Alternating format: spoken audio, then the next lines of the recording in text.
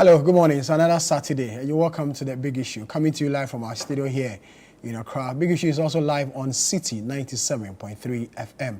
This week have been very interesting one, if you ask me. A number of issues have dominated media discussion across the country. If you're aware, the suspended Chief Justice, Madam Gertrude Tokono, addressed a press conference this week to outline what she believes are some infractions and unconstitutional acts currently underway as far as the proceedings to seek her removal is concerned. A press conference or a news conference many people have raised issues with, that a whole Chief Justice may be addressing, the public when there was a right forum for her to, express her grievances in this matter. We'll discuss this particular issue as well. And also, the national chairman of the National Democratic Congress, or the governing NDC, has made some comments in respect of what's happening at the Electoral Commission. Now, he says that maybe, possibly, the three chairpersons of the Electoral Commission, Madam Jane Mensah and her two deputies, may be removed. It has to do with what he described as incompetence at the running of the country's electoral body, which is the Electoral Commission. We also have a discussion on this issue as well. And also, the opposition New Patriotic Party is in the news.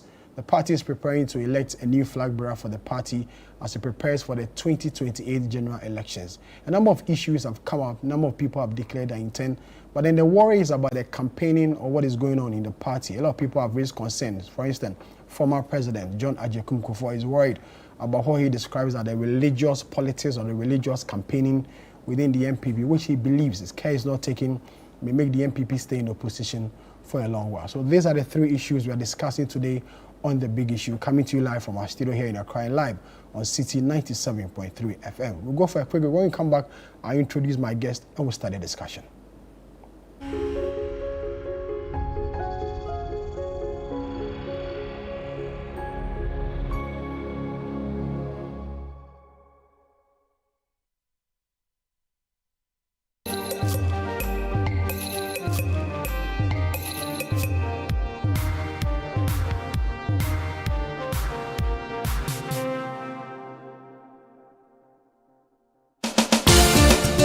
Where politics meets power, where the tough questions are asked, welcome to Face to Face. Every Tuesday at 9 p.m., join Umaru Sanda Amadou as he takes you face to face with the key players shaping the future of our nation. I lost over $10 million at the trade fair. You had a fight with the management of trade fair? I don't have a fight with them. I just deplore the way they went about what they did. Let's talk about the chief prosecutor of the state at the time that you were being prosecuted, Godfrey Yeboah-Dame, the Attorney General. Yes. I think he was directed to jail us. By who? By the system. Boko has been a failure for your government, though. Can't be a failure. You have not solved it. No, you are not praising them, the previous government for solving Yende, which was even a more difficult case. It's quite obvious that from these votes, the people felt that let's just let you go. So they were disappointed in us. You are essentially the worst government in the Fourth Republic. I don't know how you are doing that. Based on the indicators. Yes, based on the number of people who refuse to come and vote for you. If that is your analysis, then why not? No filter, no boundaries, just the truth behind the headlines. Deep, bold, and unflinching. Face to Face with Umaru Sanda Amadou airs on Tuesdays at 9 p.m. only on Channel 1 TV, where politics gets real. In a world filled with challenges, we all need guidance, hope, and a lifeline to anchor us. This is Lifeline, and I'm your host, Fred Crunchy Mensah. From social issues, relationship challenges, and family matters, Lifeline is here to inspire, uplift, and guide you on your journey. Where we give you support, where we hold your hand through the valley and through the thick and thins of life. Join Bishop Fred Crunchy Mensah. I welcome you especially to Lifeline. Every Tuesday and Thursday at 10 p.m. right here on Channel 1 TV. Let's walk this path together, strengthen our faith, our families, and our lives. Lifeline, because every soul deserves a guiding light. Tune in to Lifeline on Channel 1 TV and let's grow together.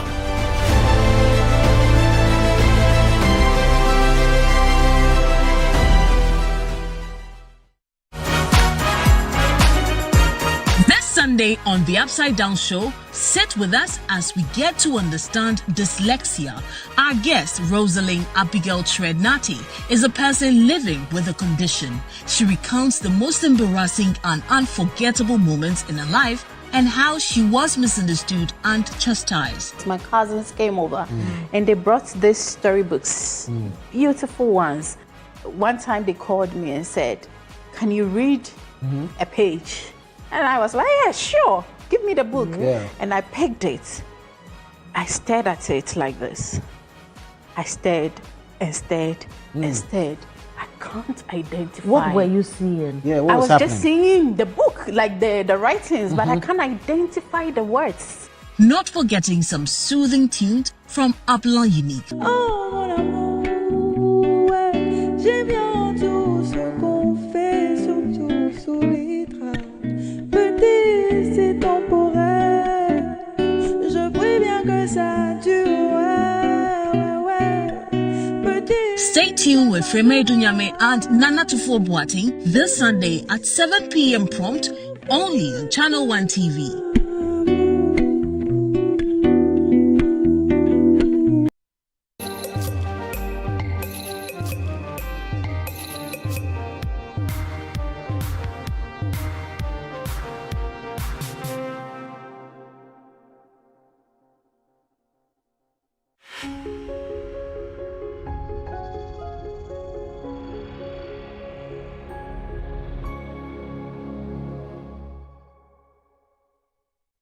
Hello, you're welcome back. This is The Big Issue, coming to you live from our studio here in Accra. It's also live on the City 97.3 FM. As I told you earlier before we went to the break, there are three issues on the table that we are discussing.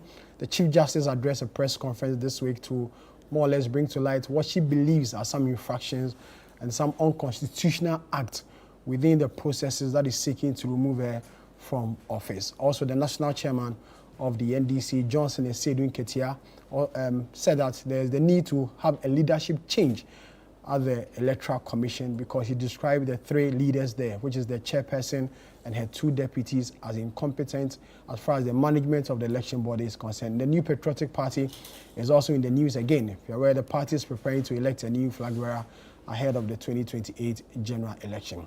So the Chief Justice addressed a press conference this week, and she's not happy with what she says is the current processes seeking her removal from office. She says these activities are a breach of the 1992 Constitution and wants all meaning Ghanaians to rise and speak up. Let's listen to the Madam Chief Justice at this particular press conference that she held on Wednesday. Suspended Chief Justice Gertrude Tokonu says the move to remove her from office undermines the Constitution and threatens the independence of the judiciary. Speaking at a press conference, she explained her decision to speak out publicly, citing four key reasons: the historic nature of the case, its implications for other constitutional office holders, rising legal irregularities, and pressured her to step aside.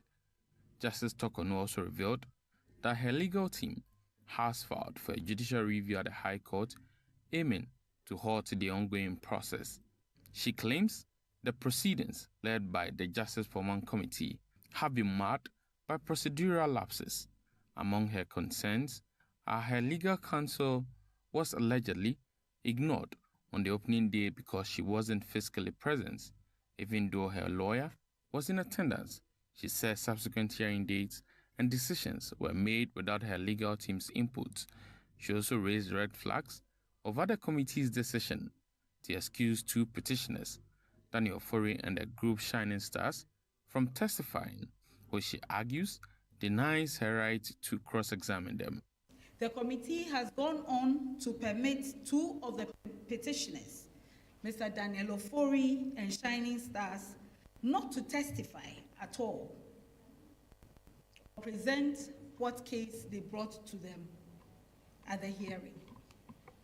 The committee has refused to allow me to go into the hearing with any family member. Another key concern is the venue. Hearings are being held in a restricted area on Castle Drive in Osu, rather than a judicial facility.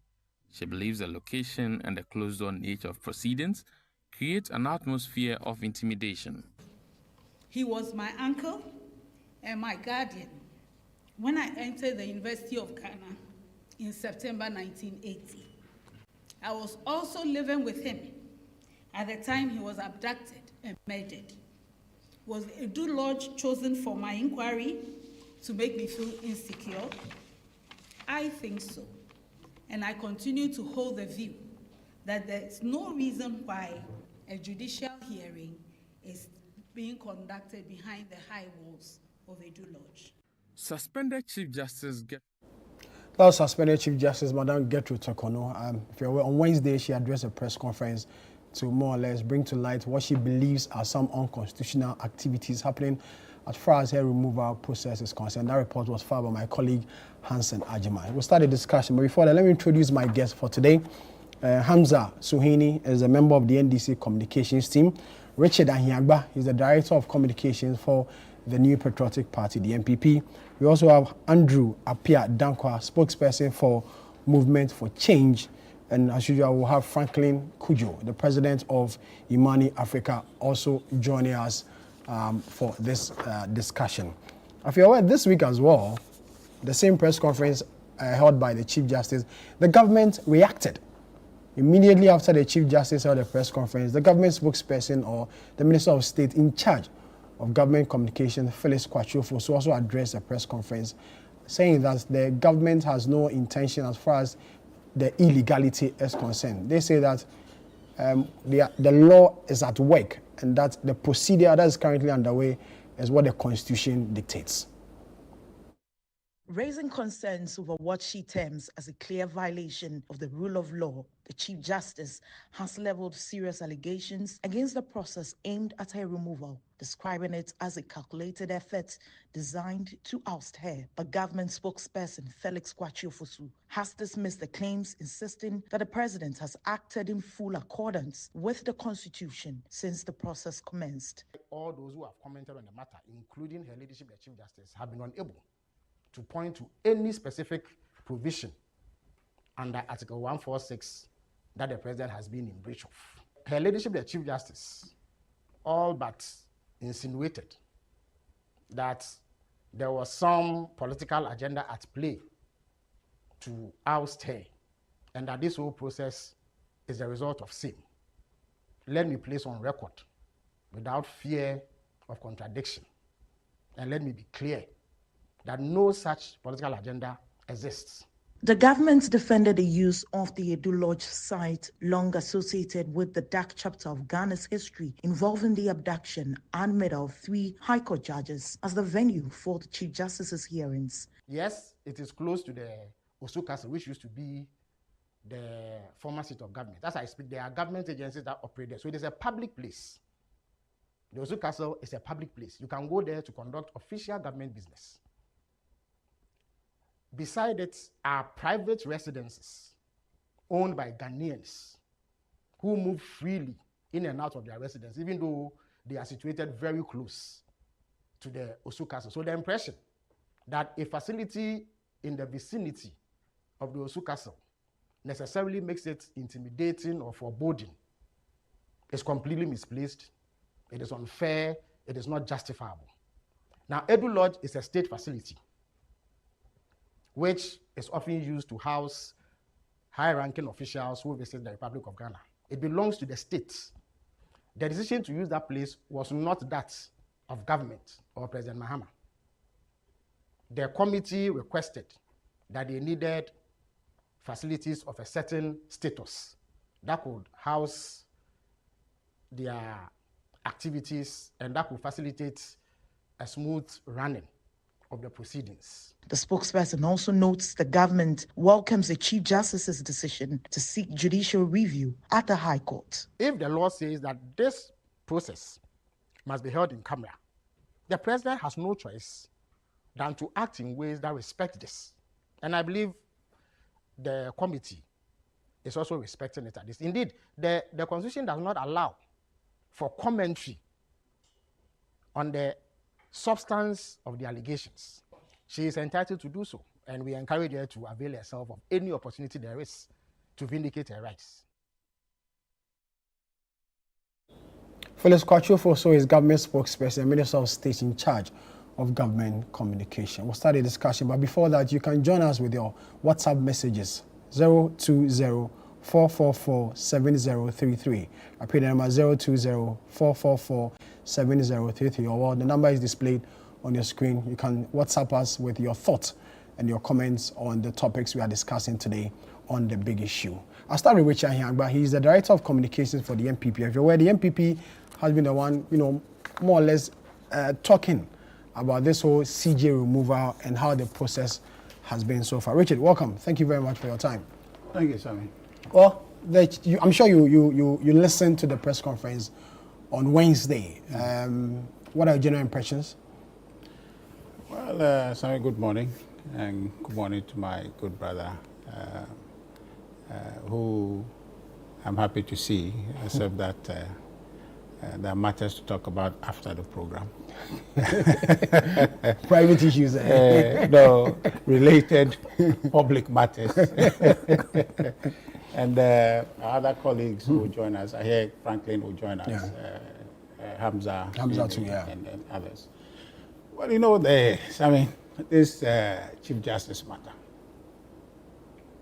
The NDC will go down in history as the most oppressive, judicial oppressive regime. One that took our judiciary over, subjugated it, if they conclude this process, and therefore appoint Chief Justice to replace Madame Gertrude Torkornoo. It's unheard of that a president would go as far as they are seeking to go in the absence of a very compelling, clear-cut evidence of misconduct, incapacity to perform or execute the task of the office of Chief Justice, to want to remove a Chief Justice. But they are working on a petition. A petition was presented. That's as flimsy as the word flimsy. The things they put together, they cobble together to remove a Chief Justice. It's as flimsy as you can imagine. There's no basis for that. We shouldn't be having this conversation. We're toying with our democracy. You understand? And so the NDC will go down as that political party whose government took drastic effort to undermine the balance of power in our country. And that is pushing us close to the precipice, to the point where citizens, our rights, will be taken for granted. If you look at the things the Chief Justice has enumerated, unfortunately I've heard some very seasoned lawyers casting insinuations and trying to create the impression that she doesn't have her facts, or that she doesn't know what she's talking about, the application of the law and matters, as though that she doesn't know what she's talking about, that she's a lawyer of yesterday. It's not right. Look, Article 127.3 talks about the liability of a judge in his or her exercise of judicial power. That is not something a judge should suffer because you exercise your power in dispensing justice.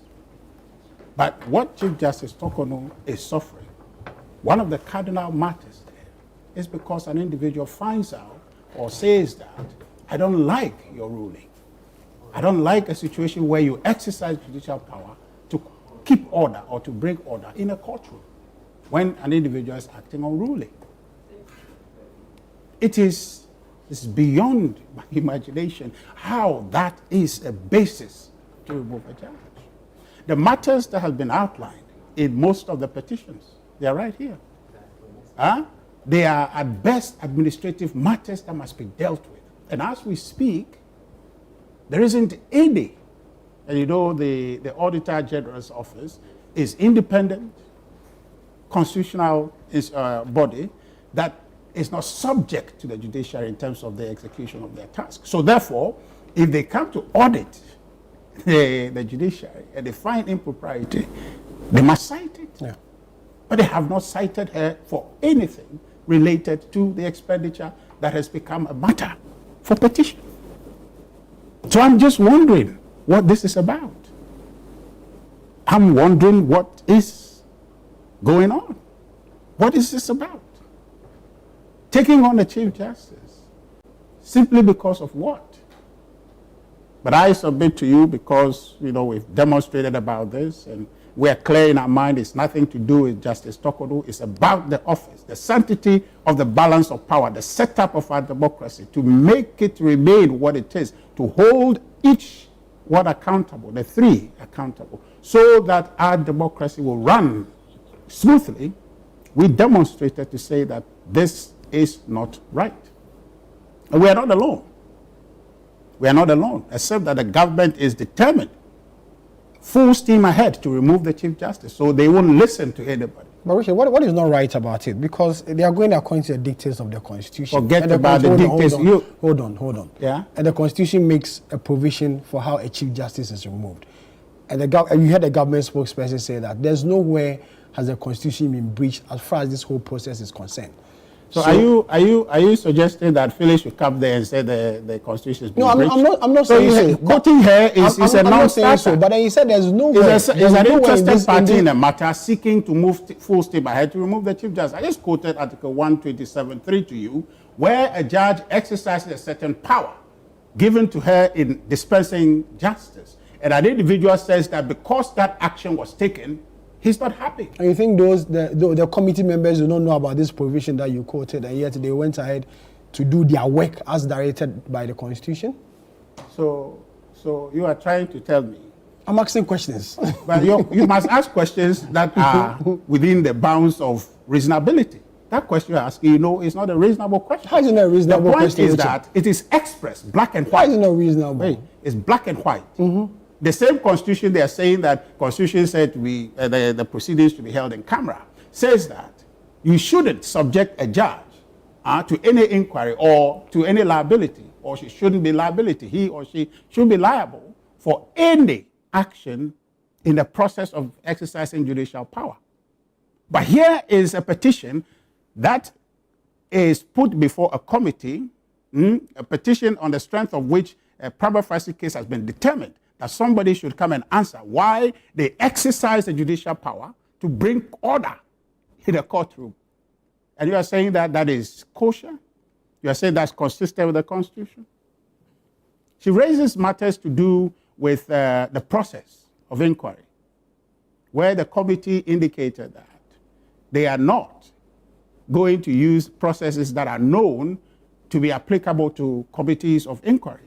They are going to use certain approaches that in their very nature are more of an adversarial litigation rather than an inquiry.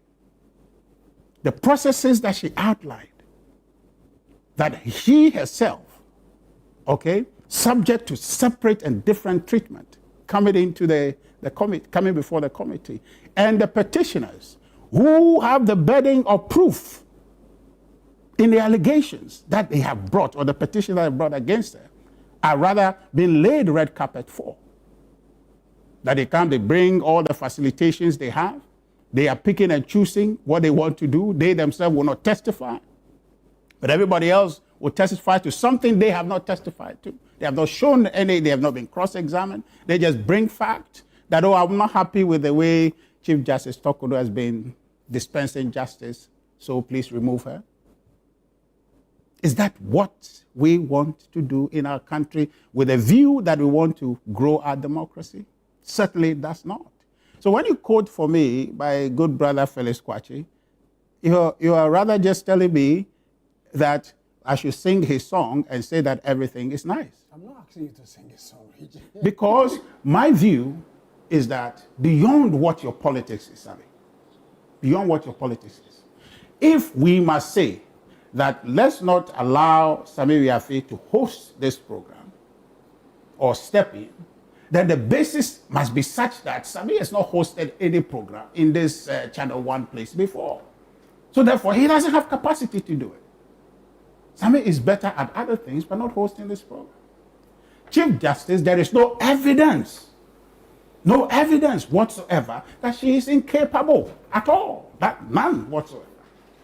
Her 38-year record combined has not shown any evidence of incapacitation or lack of competence at all. So that as a country, we say that that Chief Justice is incompetent. And so we don't want her to be Chief Justice. Everybody in this room can come into some agreement and say, Sammi is just not simply good. So if somebody says you shouldn't host a program, it's not as if they are picking on Sammi, it's just that he can't do it. Even if you give him all the facilitation, he simply can't do it. On that basis, if you move to remove a Chief Justice, we will canvass for you to do it quickly and fast. But where we are, they are nitpicking. They are picking on the Chief Justice. And I'm saying this completely devoid of my politics. I'm afraid for Ghana. Because the precedent that is being set, not only would other people look upon it to act tomorrow, but it will go down. And I agree perfectly with the Chief Justice that other independent constitutional bodies can be singled out for this kinds of treatment. So why give us this very terrible precedent? Why give us this precedent? That some bad people tomorrow, some bad individual, some bad leader comes and says, but all of these things have been possible before. Why not? Why not take the step further? Because you build on the foundations you inherit. Okay. So therefore, what we are seeing, for me, is unpatriotic. It is completely whatsoever needless. There is no way in my life I should imagine, or we in our life as a country, should we imagine any president attempting this. It's not possible. We shouldn't condone this. Okay. That's why the Ghana Bar Association is against it. We are not alone in this matter. The Commonwealth Lawyers Association are against it. We are not alone in this.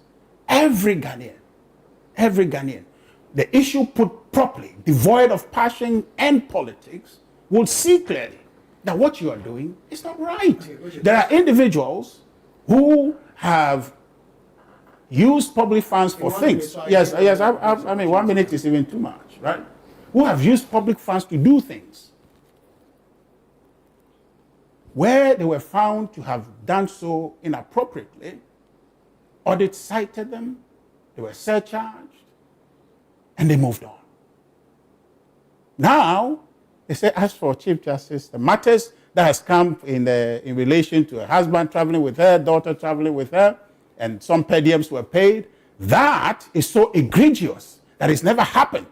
That everything we have been seeing at the Public Account Committee being told us, the millions that have been misappropriated in cases of public administration and expenditure, those are just movies we are looking at. They're not happening in this country. Okay. Such that when the Chief Justice... I mean, just less than that. Finally, just to try and land for you. Such that when there is that perception that, okay, well, some expenditure has been made on behalf of the Chief Justice, which she didn't dispense herself, is found to be out of alignment with what is applicable to her, she is removed rather than the processes. And by the way, there is no record of her being surcharged by the Auditor General. Okay. So I'm asked the question, what is this whole thing about? Thank you. Thank you very much. Let me also introduce Hamza Suhini. He's a member of the NDC Communications team. He joined us to also help us with the discussion. I'll go to him because this a matter that's related to his government, or will I say a member of the government, I should say. Hamza, Richard is of the view that this whole process is unpatriotic and is a bad precedent. And if we encourage it, other Chief Justices may suffer same. Good morning to Richard and my senior at the bar, and of course to your very good self and our cherished viewers out there and listeners out there. Sammi, I think that it is important to situate today's discussion. I have listened to Richard, and this is not my first time of listening to him on this matter, and that of the New Patriotic Party. And I am struggling to understand what they truly stand for as a political party in this particular matter. You see, this might appear historic, but when it comes to the application of Article 146 of the 1992 Constitution, this is not the first time it has been invoked. And my senior Apia Dankwa would agree with me that those who attempted to use it on the pillars of our democracy for the first time was the New Patriotic Party. Indeed, it was Richard Nyama and Honorable Arnold Dampre who first petitioned President John Dramani Mahama using Article 146 for the removal of Mrs. Loretta Lamte as Commissioner of the Commission on Human Rights and Administrative Justice, Chiraj. At the time they were doing so, didn't they know the implications such an action would eventually have on other institutions of state? That falls clearly under Article 146. Didn't they know as a political party? Were they subjecting our democracy to danger? They did not stop there. They proceeded to invoke same Article 146 and demanded the removal from office of Mrs. Charlotte Osei.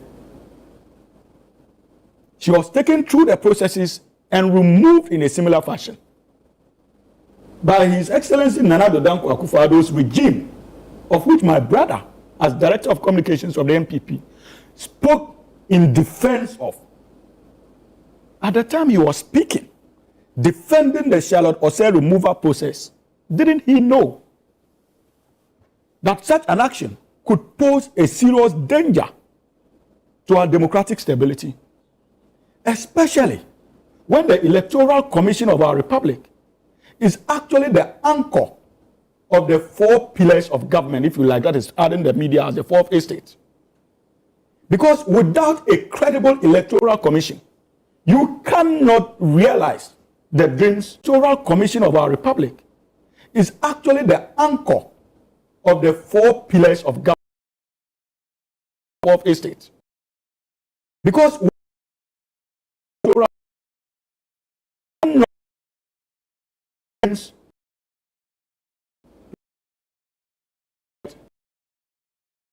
you will not legislature and you would not be able to have in place a working judiciary. So that tells you the importance of Electoral Commission and the commissioners when it comes to the stability of our democracy. Didn't my brother in the NPP know that? But I believe they argued forcefully that they were acting in tandem with the dictates of Article 146. Remember, that was when that popular phrase that the president is acting as a conveyor belt came in. So what has changed? Why these double standards? Even when we're pointing to apparent breaches of the process, they told us to shut up. And mind you, it was not the National Democratic Congress alone that rose against that action. Today, in the case of the Chief Justice, it is the NPP that is leading the charge. They are those making the noise. Who else is speaking? So they think that their views on this matter supersedes that of every legitimate Ghanaian out there. These are the questions we should be asking, Sammy. And for us, look, they must thank God that His Excellency President John Dramani Mahama is president today and does not have an iota of the character trait of His Excellency Nana Addo Dankwa Akufo-Addo. The same President Mahama, in his first term, we had petitions filed against the then Chief Justice, Madam Georgina Woods, to the extent that a former retired Supreme Court judge, Justice Pega, filed a petition for her removal. We know how the MDC suffered in the hands of Madam Georgina Woods. Indeed, it was under her that one of our leading members, most celebrated, revered in the politics of the NDC, and to a very large extent, our national political space, the revered Chachu Chikata, was incarcerated and remember the injustice that characterized his incarceration. So the NDC was a wounded party in opposition, and many of our supporters called for the removal of the Chief Justice. It was the most painful experience since 1992 for the National Democratic Congress. But even with that, when President Mahama eventually received a petition, not just from any ordinary Ghanaian, but even a member of the bench, Justice Pega, President Mahama looked at the petition in consultation with the Council of State and declared that those petitions did not have merit and threw it out. So if today you have the same President John Dramani Mahama, who has received petitions, not one, not two, about 3 or 4, from well-meaning Ghanaians, demanding the removal of the current Chief Justice, now suspended.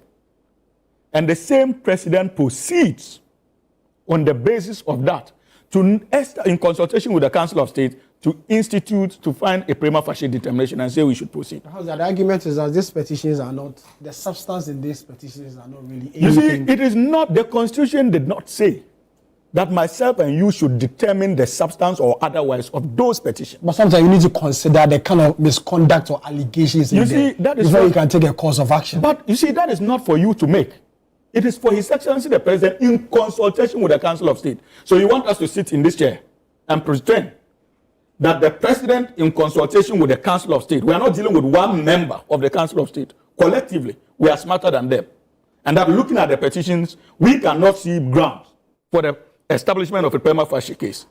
And so the fact that they have seen it means they are wrong. We are that brighter than them.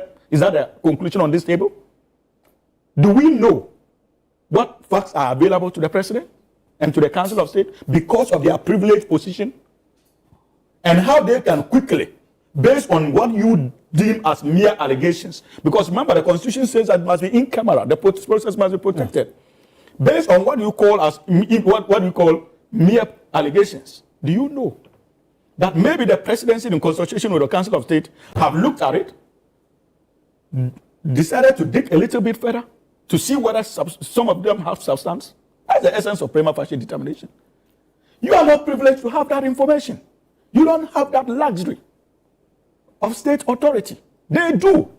And they have come to such a conclusion. And you say that on the basis of the fact that these are mere allegations, it is not enough to establish a prima facie determination. Sammi, I disagree.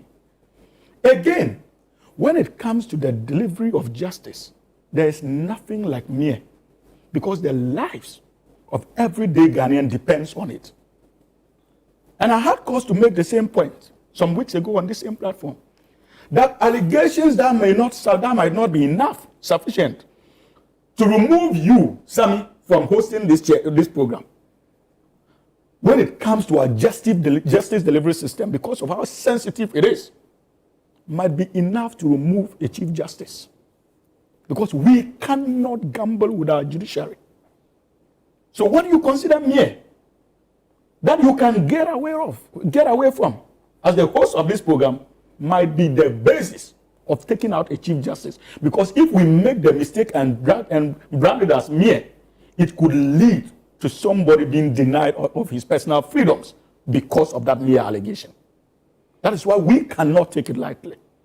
So these are the facts. President John Dramani Mahama has done absolutely nothing wrong as far as this pending Chief Justice. Sammi, that is another interesting one. Pending Chief Justice. Sammi, that is another interesting one. First of all, I think that Madam Araba Tokono. In 5 minutes. Oh, but that is the meat of the discussion. In 5 minutes. You had enough time, but you were having a preamble before. To you, I beg you, Sammi. No, 5 minutes will not be fair enough. You see, because this is the essence of, you see, listening to her. For the first time, I came to the conclusion that she had taken a conscious decision to go rogue as far as this matter is concerned.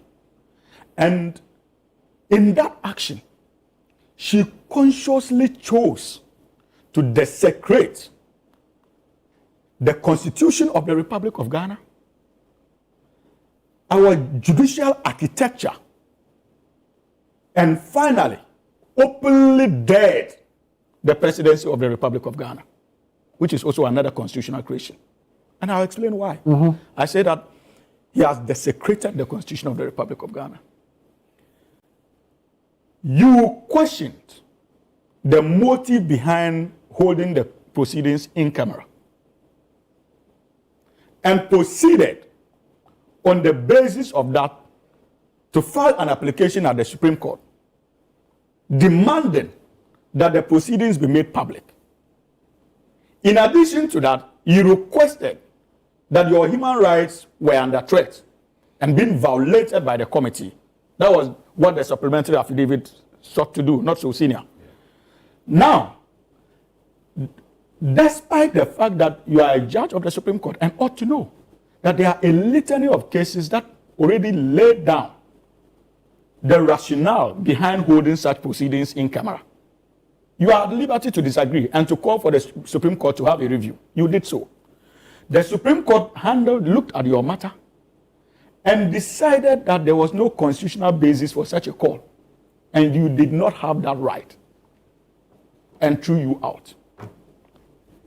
And they just didn't throw that out. They also proceeded to strike out your supplementary affidavit that pointed to human rights violations on the basis that entertaining it would constitute a breach of Article 146, Clause 8 of the 1992 Constitution that demanded that the process should be made in camera.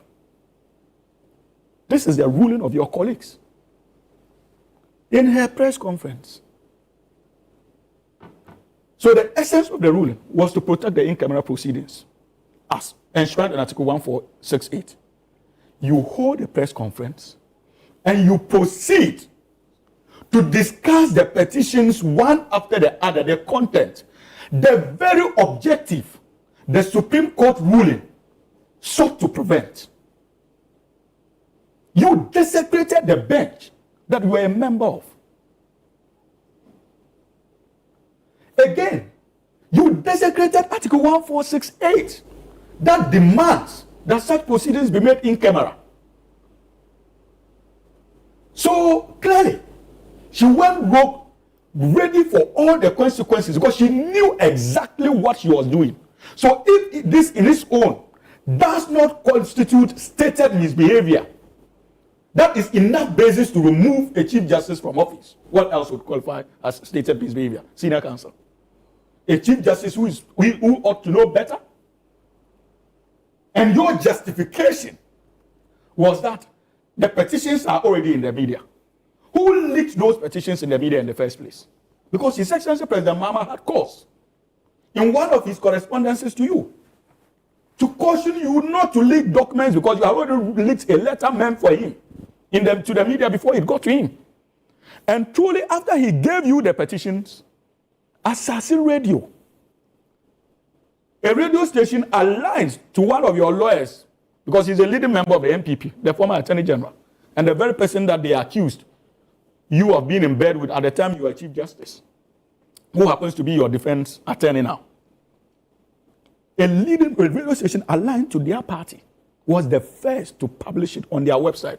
The full contents of the petition and the full contents of her responses. Do we need an angel to descend from heavens and tell us who leaked those petitions to that radio station? That's one. So that is Madam Araba Tokono for you. And you proceed on the basis that these things are already out in the public domain to run commentary on it. Is that enough justification? Even after your colleagues on the bench cautioned against him and gave orders to that effect that it shouldn't be done. And our Constitution under Article 1468 prevents same from being done. So this is a woman who has declared war, not just on the executive, but our Constitution and her colleagues on the bench. It is clear. It should be clear to all of us. And Sammi, this cannot go lightly. Finally, because you are pushing me.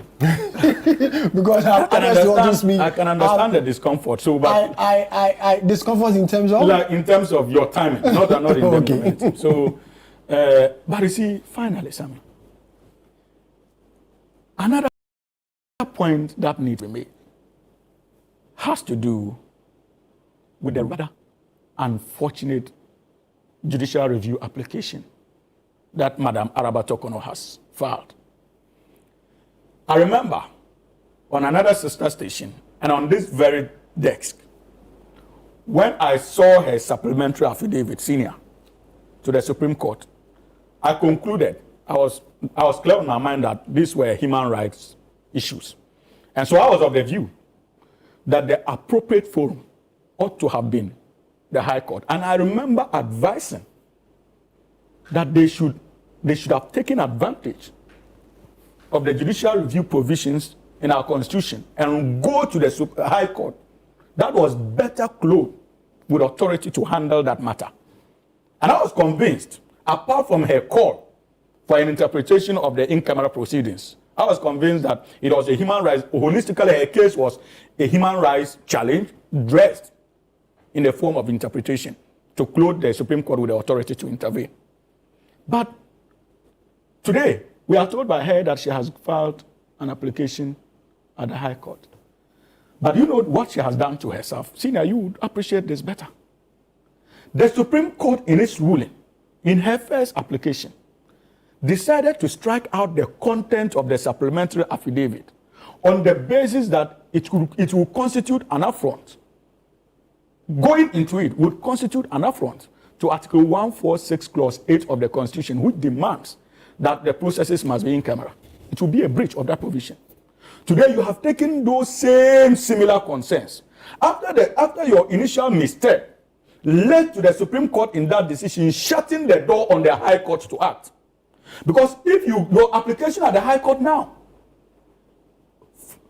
rests squarely on human rights violations, of which the Supreme Court in an earlier ruling had indicated that it cannot go to. So if the Supreme Court cannot go into it because of potential breaches with Article 1468, you think that the High Court will violate the orders of the Supreme Court to entertain it under its jurisdiction on the basis of human rights? The door is closed. So I am waiting to see the kind of miracle his attorneys would perform. And no doubt, many of them are brilliant lawyers. But the only reasoning behind such missteps clearly is politics. So they are not being driven at this stage by the law because they have succeeded in convincing the woman and themselves that the whole process is political. So they are missing the thorny legal issues they could have taken advantage of. And in the process, they are shutting the legal doors upon themselves. Okay. So it has nothing to do with His Excellency President John Dramani Mahama. It has nothing to do with the National Democratic Congress as a party. It is Madam Araba Tokono's cross. And she must stand tall and face the committee after the committee is done with their work. And she feels strongly about the outcome of the recommendations of the committee. I think that would be the opportune time to take advantage of the power of judicial review given to the High Court. Thank you very much. Hamza Suhini is a member of the NDC communications team. Franklin Kujo has joined us on Zoom. But before I go to Franklin, let me just hear the thoughts of Andrew Appiah-Dankwa, who is a spokesperson for the Movement for Change. Andrew, you've heard the two of them. What is the general, first of all, you listened to the press conference by the suspended Chief Justice. What's your general take on it? So, Ellen, wish you a good morning. Wish my colleagues here a good morning. Wish your viewers a good morning. And to state unequivocally that, in my opinion, it's not the CJ that's on trial here. Indeed, this issue should not be handled in the interest of the nation as a simple NPP NDC issue. And that what is on trial here really is principle. Now, I think the lack of fidelity for principle, the clear lack of respect for values is the biggest crisis we are faced with as a nation. And I think that issue is seen clearly in how this matter has been handled. That issue, or the lack of the respect for values and principle, is seen in the wording and the tone of the press conference. I think that it is important for me to state or to quote the thinking of Cicero in his book, The Republic, written in 54 to 51 BC, where he said that virtue and principles are the soul of the nation. So that if I'm saying that it's principle that is on trial, then in essence what I'm saying is the soul of the nation is on trial here. In 1992, the people of Ghana fashioned a constitution whose purpose was to protect, defend our lives, protect and defend our rights to our liberties, to protect our rights to pursue our own happiness, and an understanding that those rights are rights that God himself gave us, and the duty of the constitution was just to guarantee same.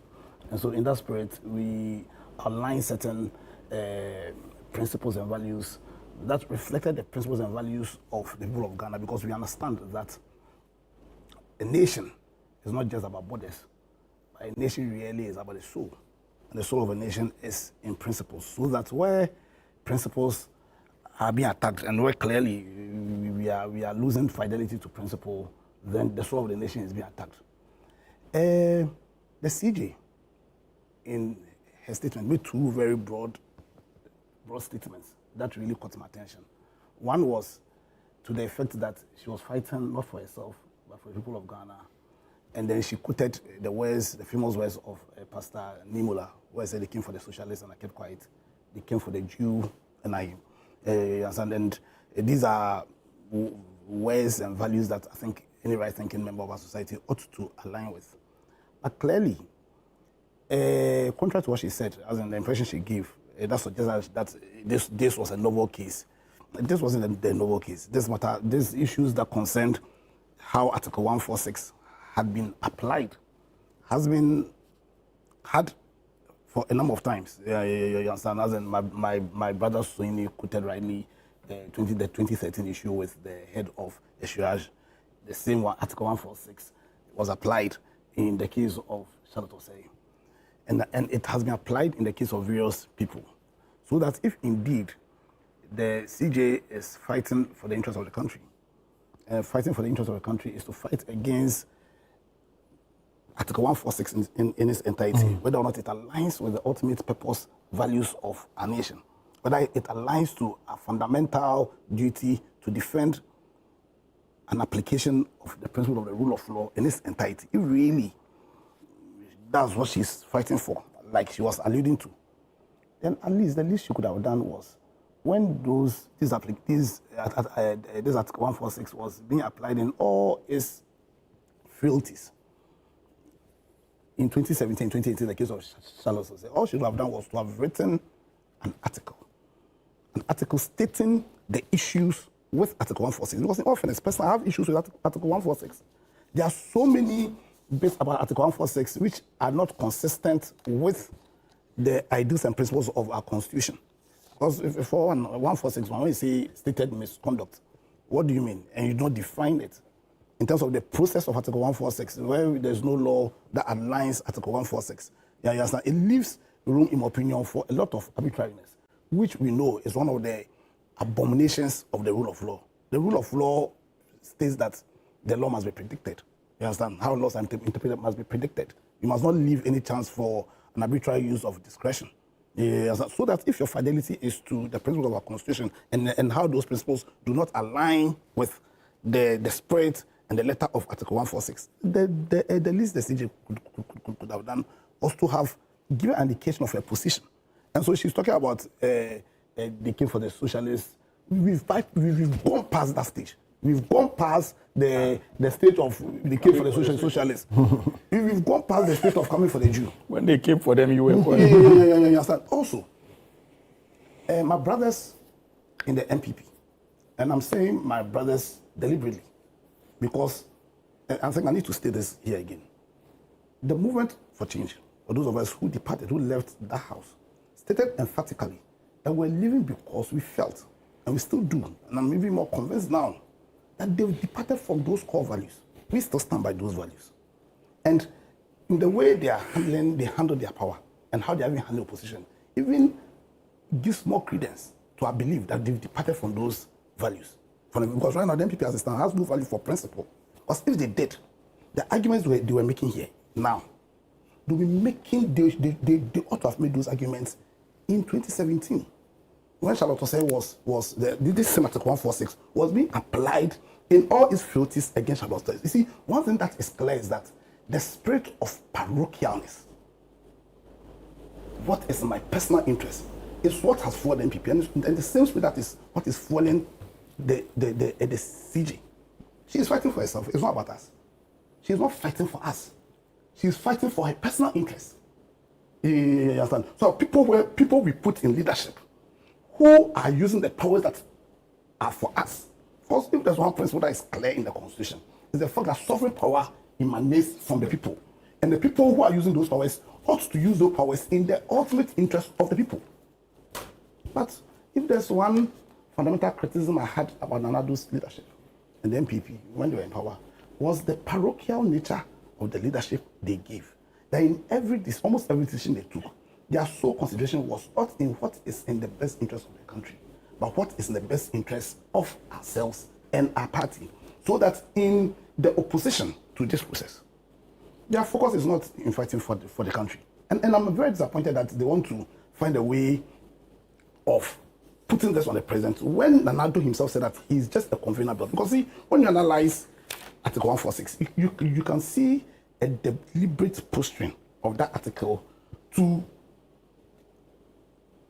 take any power from the president in how Article 146 was applied. Right. And that's why they deliberately use the word shall. And that's why they said that even where give it to a council of state, where the council of state gives a recommendation, you do not have an opinion, you do not have a discretion. All you need to do is just apply the terms of or the advice of the council of state, because the constitution understanding that, listen, we cannot undermine the independence of the judiciary. Sure. Recognize that in how issues that borders on accountability, prohibiting accountability with respect to how the justices and some of the independent constitutional bodies act, then the president or whoever is the instrument through which those principles, those abiding principles of accountability ought to be handled under our constitution, because justice should not only be done, but must manifestly be seen to be done to the ultimate benefit of the people of Ghana. Then the president should have almost no discretion in how Article 146 is handled. And that's why Nana Ado said that I'm just a convener belt in 2017, 2018. What did the MPP say about that statement? Because we know that because of the frailties of Article 146, it can be weaponized. And it was weaponized in 2018. It was weaponized. Because you see, so for me, I was thinking that we as a people, because principles, virtues, represent the soul of the nation, and because any act, anything we do that seems to depart from our fidelity to principle, it really impacts the soul of the nation. Then as a people, putting on the heart of our Ghanaians as against our partisan colors, we ought to have a debate about Article 146. A massive debate about Article 146. You understand? It was essentially one of the issues I have with Article 146 is they are saying that what's called a decision ought to be made as to what's called whether or not a prima facie case has been made. And you know that underlying principle of our conduct is that you are using the sovereign power of the people for their purpose. So anything you do, because there is no monarchy and it's a democracy, that anything people who are holding or using governmental powers that really belong to people, they need to have the backing of the people. But as the Article 146 stands now, and added to the opaque nature, the opacity of, it is so easy for anybody to make an insinuation that suggests that Article 146 is being weaponized. And that's why I'm saying that it's principle that is on trial. But because of the nature in which the MPP handled themselves in the past, let me give them the benefit of the doubt. Let's say they are even opposing this legitimately, understand, and with the interest of Ghana at heart. How many Ghanaians believe that? Because if really what fuels you is principle, then why did you keep quiet in 2018? when it was being applied against Charlotte Osei. You defended it. If I don't, let me even go on the defend them. You understand? Because clearly, if there's something that I think is beyond contestation, is the fact that there are clear issues with Article 46 as it stands now. Because really, if you want to kill the danger of people making that insinuation that it is being weaponized, then it needs to be transparent. You understand? And so clearly, if there's one thing that is clear after this, we need to have a serious reform in the terms of Article 146. So they can have a clear definition of what misconduct is. It should be clear. It shouldn't be left to any discretion. Because if you read Article 146 intently, also let me give you a background. In alignment to the abiding principles of probity and accountability, that's one of the principles that underpins our Constitution. You find that the Constitution has given clear provisions as to how the executive itself can be removed, how parliamentarians can be removed, and how the CJ can be removed. Now, what is interesting about how the wording of these articles that deals with accountability of the persons we give powers to is that in the president, what it says is that the president shall be removed if in the parliament, it says what the parliament shall vacate their seats. When it came to the justices, it said they shall not be removed unless. So what it tells you is, and you see in the Constitution when they are drafting, every word, everything said there is done deliberately. So what tells you that when it comes to removal of the CJ, it's not something that must be handled just anyhow. Just anyhow. And then goes that part, except for stated misconduct. Now, to align with the principle of the rule of law, I'm saying one of since the rule of law hits is arbitrariness and lack of predictability. So if really the people of Ghana we were interested in aligning to those principles, by now it should be clear what stated misconduct was, what constitutes stated misconduct. And I need to add that in what constitutes stated misconduct, Article 127 insulates the judiciary from the exit. So I agree with my brother here and the CJ herself on that proposition. But the Article 146, as in issues about it ought to be clear, so that what we needed to have done was to probably through a CI or something define all these things. Two, because the burden on us, and I'm saying this because they say justice emanates from it. So that the burden to dispense with justice emanates from us.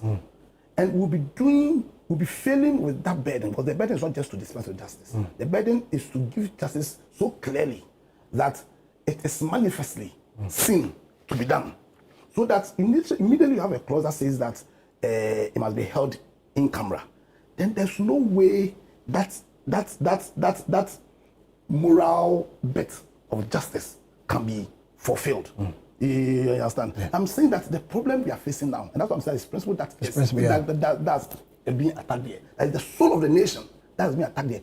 Is because the manner in which the CJ herself, people who had that privilege, and I'm not just talking about the CJ, all of us, myself included, because we've applied Article 146 in a manner that does not align to the principles of the rule of law. That does not align to the purpose for which we took upon ourselves the 1992 Constitution. But we've all sat down where they were applied in the past. We didn't question the lack of proprietiness or the lack of alignment of the terms of Article 146 to the abiding principles that underpin our Constitution. And so, if the CJ comes and she's telling me right now that this is not about me, I'm fighting for you, how am I going to believe it? Okay. Because even if she makes an argument like this, we have law review, University of Ghana, write an article and criticize or state your position about Article 146, how Article 146 does not align to our Constitution. You don't take the MPP, they actually even defended an application of Article 146. They defended it when the president said, Nanado said that I'm just a conveyor belt. I'm not. So in this case, President Mama is also a conveyor belt. So on what moral grounds? On what moral grounds? Can you stand on the grounds of principle to make the argument that you are making? Rather, what we should do, if our interest really is to fight for Ghana, is to make a communication that suggests to the people of this country that this is not about our partisan colors, that we are fighting for the interests of the country. Yeah, understand. But merely reduce, and the media people have reduced this to an MPP NDC battle, and forgetting that Ghana does not belong to neither the MPP nor the NDC.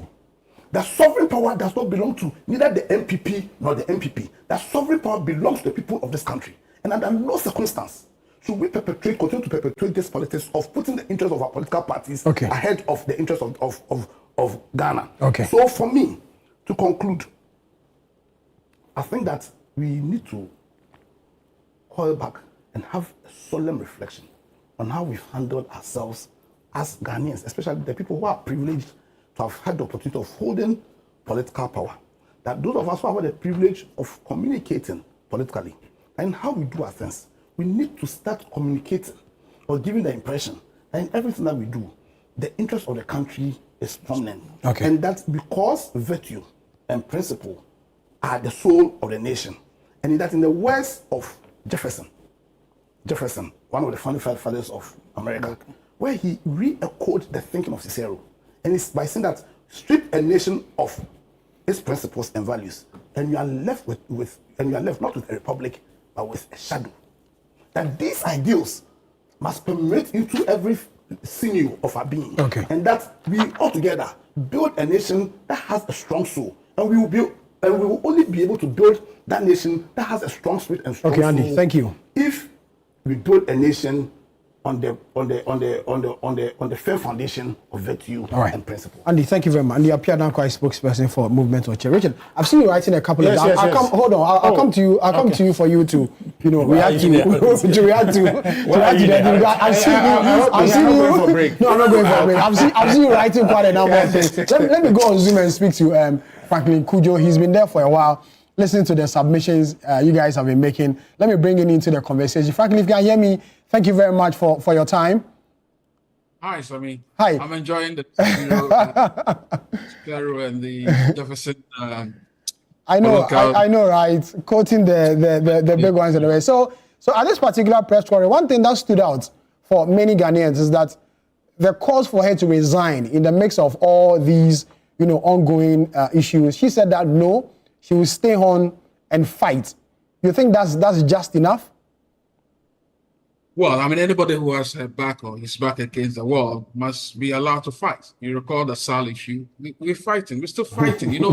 We still have SAL constituency, but we are fighting to make sure Amewu's nomination to Parliament was illegitimate. And so you need to keep on fighting, and there's no end to fighting, especially if you believe in your cause. So look, first of all, the Chief Justice must be given her due. I think that she's well within her rights to fight, but she must also be seen to be fighting fair. I think, for me, seriously speaking, the position. Well, I mean, the press conference was, if you ask me, very, very unnecessary. I mean, and then obviously I don't get into the content per se, but if I could just speak to one issue, I mean, all the other tangential issues about not being searched, family not being allowed. Well, this is not a day nursery. It's not a crash where you should be going to be cuddled and what have you. I mean, these are serious matters that we are discussing here, and I can understand that you need a family around, but those issues are tangential, really. I mean, the place giving her memories of people who have been murdered. Well, then you don't have to go to the cemetery anyway, because people are dead and buried all the time. In any case, look, I think the Chief Justice's position, what I take away clearly from it, while I sympathize with her, by the way, is that she's actually reflecting the sort of legacy she actually left the judiciary, which essentially means, well, why is she complaining about all these things there? Did she get to know? Did she just get to know that sometimes the way, let me be a bit funny, pedantic here. Justice Eniyeboah, I recall when we had this issue, the 2020 elections, I think it was 2020 elections, when we wanted we filed an amicus, you remember? Together with basically saying that the Electoral Commission did not really need a new register. We recall that incident. the way Eni Yeboah and a couple of judges spoke to us, for me, it was the first time, it was a shocker. And the way they were treating our lawyer, sit down. What do you know? Yeah, we are not even neutral. I was like, I asked some lawyer sitting by me. I said, is that what goes on here? So I have to there, call high court. The judge will come and even come and carry you from your seat. I'm just trying to say that the sort of discipline, the sort of legacy, the sort of what we are dealing with. Everybody seems to have a story to tell about the judiciary in the country. I'm not saying everyone on the bench is problematic, but clearly speaking, day in and day out, people have been expressing the same sentiments. In fact, so she was actually echoing the very things that she was talking about. I mean, imagine we being told you are not neutral, sit down there. I mean, isn't it the same as being told probably being asked not to come? How do I even put it? I mean, the treatment is not similar. You understand? So people complain about the way cases are handled. You are not even allowed to speak. You are not. You know, it's a whole culture that ought to change. And I think that if there's one good thing that came out of this, the Chief Justice's travels, I think it is one interesting education that she's helping us and taking the public along that, look, the judiciary I led was fraught with a lot of problems. And I'm seeing some of them even in my own case. I mean, that's the way I see her posture and the complaints she's making. Because, look, didn't you experience Jakba and what's it called? That guy, what's the guy's name? Dami. Didn't you hear the things Dami did to that guy who was supposed to have won the elections? What's it, that Singh guy? Remember? The sort of treatment, the kind of language Dami uses in court, very disrespectful to senior lawyers and all of that. I mean, that was a culture they upheld. You understand? So why is she complaining? I'm not saying that she should be dealt the same way, but I don't think anybody has actually. For me, yeah, maybe she has issues around about the process and all of that, but I think clearly speaking, she's just epitomizing exactly what every Ghanaian who had a stint on the bench must have been experiencing in one way or the other. So for me, that's the education we are getting out of it. And if we come out stronger, however her issues then, I think that we'll be better for it as a country. Otherwise, look, I struggle to understand some of the complaints, as I'm saying. The other point I need to make quickly is that again, it makes me feel, anytime I listen to the complaints and the way she thinks that maybe, and then she suggested that there's someone political, there's someone who's after her.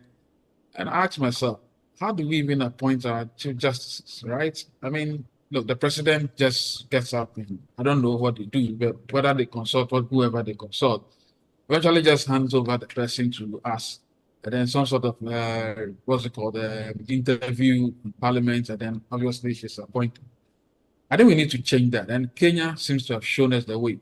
You know, the Judicial Council or Judicial Service Commission in Kenya would announce a vacancy.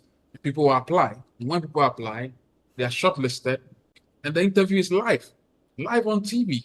I mean, in Ghana, you have been watching Kenyan, Supreme Court, what's it called, interviews, and it's rigorous. You tell, and in fact, it's like a debate. You have all sort of people sitting there. It's being streamed live, and people are answering questions. You could tell exactly who will be Chief Justice, right? You don't even leave it to Parliament, so that.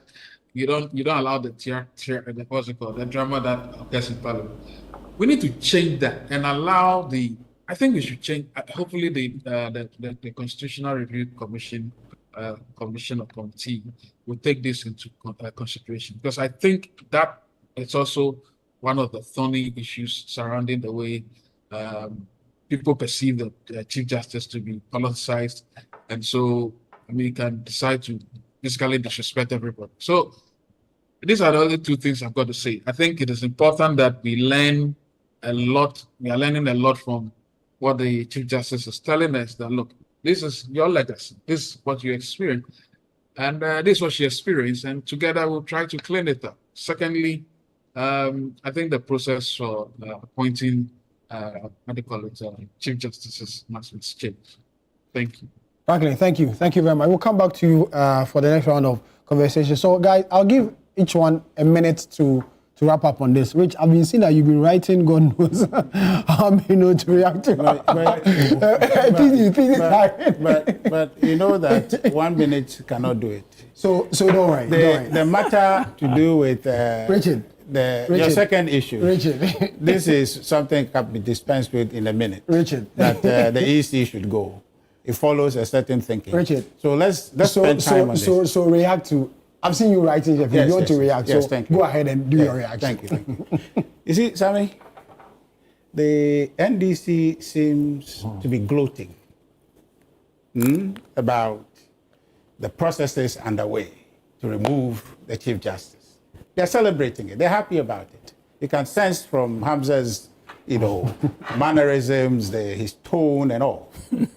My brother almost fell victim of that. His recommendation that when that Article 146 processes were being carried on in the past, the Chief Justice should have written articles. I'm like, since when has this become a thing? Like, you should have written articles that you don't like it. Jesus Christ. You know how many articles people would have written that you, myself, hear anything that is happening around us you don't like, you write it because it will happen to you tomorrow so you can show your article that is why I wrote that article. That is something, really. That's the only thing he said. He's also proposing that there should be a clear definition of misconduct. I'm coming to that one. Sure. I'm coming to that one. You understand? But for that Article 1, that got me. I'm like, really? They are gloating. And I like Dankwa's beginning to say that the Chief Justice was on trial. It's principle. So I wanted him to proceed on that principle and tell Hamza that, what you guys are doing, citing what has happened in previous application, right? In the case of the Strike lady, in the case of Charlotte Osei, is not principle. That principle would be to defend the unchanging fact of life, which is that this thing, when you do it, because it's wrong today, it will be wrong tomorrow. So don't do it. And hold a middle ground where he can bring us all to rally on that. Then I can say that, yes, yesterday when this happened, I didn't defend it. I didn't believe in that. I had my reservations. But even that, the look and feel of it, that the matters were originating from the source, from the commission itself, necessitating a certain response, that these individuals can work together, and a process was triggered for their removal. Even that, I didn't believe in that. He should have held the middle ground, but he didn't. But you see, the point I want to make is that Hamza knows very well. I said it, but he decided not to hear it. That we are not alone. The New Patriotic Party is not alone in our opposition to this.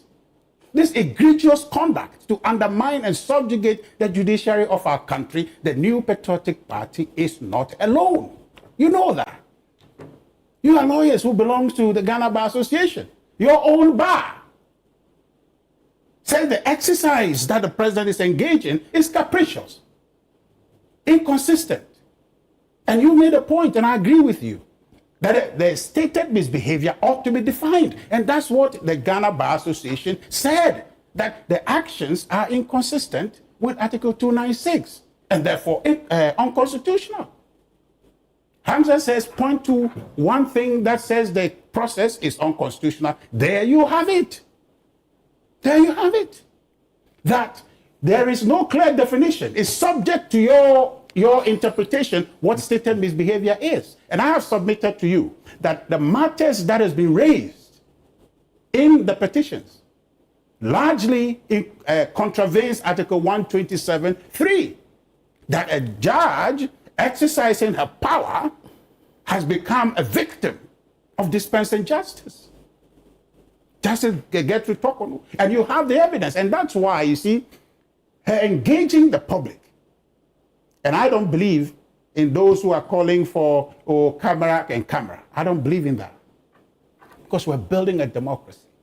Our democracy must see the facts and the matters that our Chief Justice is being subjected to, such that precedent will guide us to say that this thing in the Constitution that says that do it in camera is actually undemocratic because it allows some people to hide behind the veil of that provision and abuse the human rights of our citizens.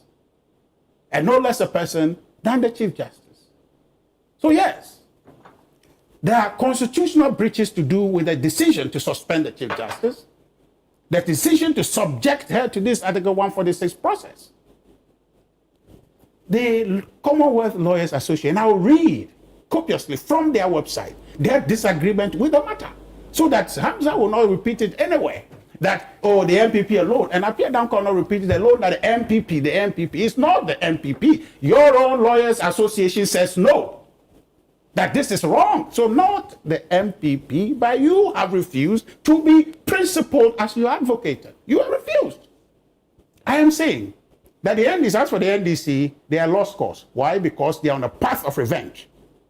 And Hamza has determined that, and the utterances of their communicators is clear that we want Justice Gertrude Tokonu gone. And they will do whatever, including very, very flimsy excuses to achieve that. They'll do that. And I supported 201% to say that speak more on these matters. Speak more on these matters. Hamza made a point before I go to read this matter. He says that, oh, the door is closed to her because Supreme Court has made a certain determination on the case that she's brought, and so therefore going to the High Court, she's not going to have any recourse there because once the Supreme Court has determined, the High Court cannot go against the principle that has been established by Supreme Court. I'm saying that he has even wasted a time to give us details of the matter. The point is that whether Supreme Court determined anything, the door to any remedy was shut to her because the idea was that she must be gone politically. A decision has been made. So what we are going through is just a charade. That's why they will not listen to the Ghana Bar Association. That's why they will not listen to the cautions being brought by the Commonwealth Lawyers Association. There's precedent, okay, in other jurisdictions that governs the conduct of removal of Chief Justice. If nothing at all, that should guide us. Franklin was talking minutes ago, he was talking about Kenya. So it's good to learn best practices from elsewhere. Matters to do with the removal of Chief Justice are not child's play. Consequential matters that bothers on our democracy. But this president has refused. And this lame excuses of yesterday it was done, is nothing to justify any behavior that we are seeing today. It is only a basis for people to gloat and to say somewhere, say, yes, we are also doing it. And the question I ask is that, who is the loser? Who is the loser? Ghana is the loser. Nobody wins in this matter. So yes, you can do it because you perceive that something was done yesterday, and now you think that, oh, you are causing a bigger harm. Look, Sammi, if they are the lawyers here. Please, you are not moderating. Okay. Oh. I know that's what you're doing. He's wrapping up. No, he's wrapping up. I'm timing him. I'm timing him, so don't worry. I'm timing him. You understand? I'm timing him. See. So if in a situation, okay, and permit me, it's a bit violent. If I end up in a heated argument, I slap you, okay, and you slap me back, mine can be judged or be deemed involuntary reaction to the actions that were happening. But you perhaps will have thought about what I have done and intentionally slap me back. What the NDC is doing, they have perceived and calculated what may have been done yesterday innocently. What may have been done yesterday innocently, perhaps not very thorough, or perhaps that can be excused. You have looked at that. Perhaps it's a mistake. Okay. Coming from whatever. But you now have looked at that mistake and you are coming back with a big bang, aiming at the foundation of our democracy. Now let me read for you. No, I need to go. But I have to read for you. I have to pay bills, Richard. I have to pay Okay, bills. pay the bills and then I'll read. That's okay. I need to pay bills. But I have to read. And this is an independent voice we must listen. Thank you very much. I have to go for it. But you're still watching the big issue coming to you live from our studio here in Accra. It's also live on City 97.3 FM. We'll go for a quick break. When we come back, we'll continue the discussion.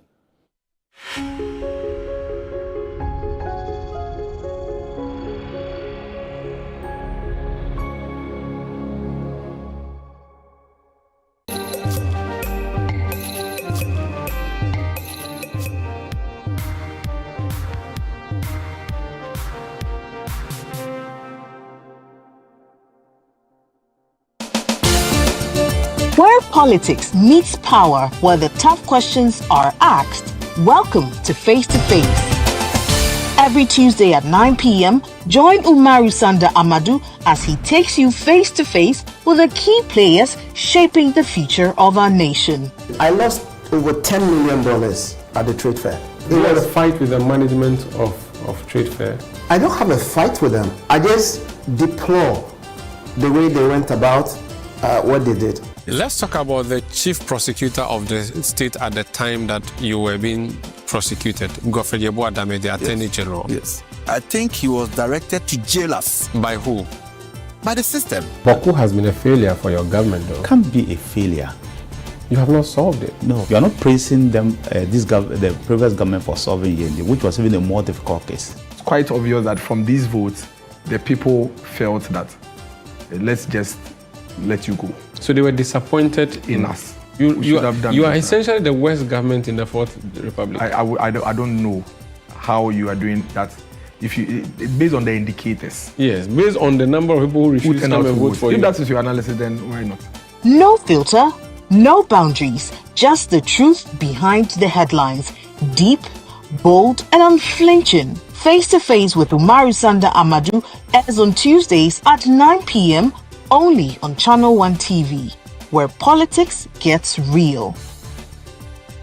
In a world filled with challenges, we all need guidance, hope, and a lifeline to anchor us. This is Lifeline, and I'm your host, Fred Crunchy Mensa.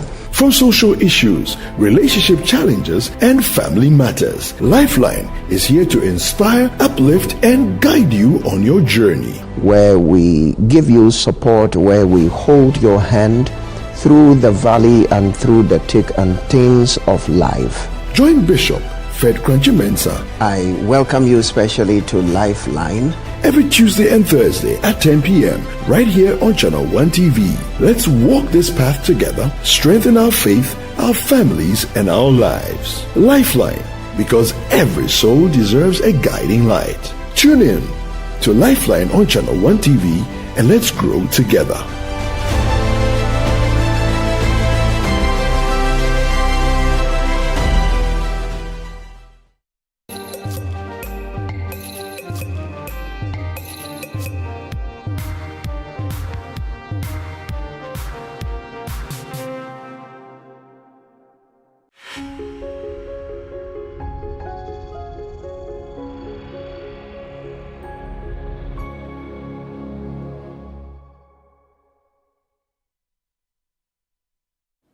You're welcome back. You're still watching the big issue coming to you live from our studio here in Accra. It's also live on City 97.3 FM. My name is Sammi Wiafe, sitting in for regular host Salam Adonu. Before we went to the break, we're talking about the removal process of the Chief Justice. The press conference she addressed this week, Wednesday to be precise, and some of the issues she raised in there. I was taking reactions from my panelists before we went on that break. So, Richard, I come to you in 1 minute. Yes, I can read. In 1 minute, so I can come to the other panel as well. Okay, so I'm reading from the Commonwealth Lawyers website. It's commonwealthlawyers.com. It's a statement they issued, and I read. Statement of concern by the Commonwealth Lawyers Association on the suspension of the Chief Justice of Ghana.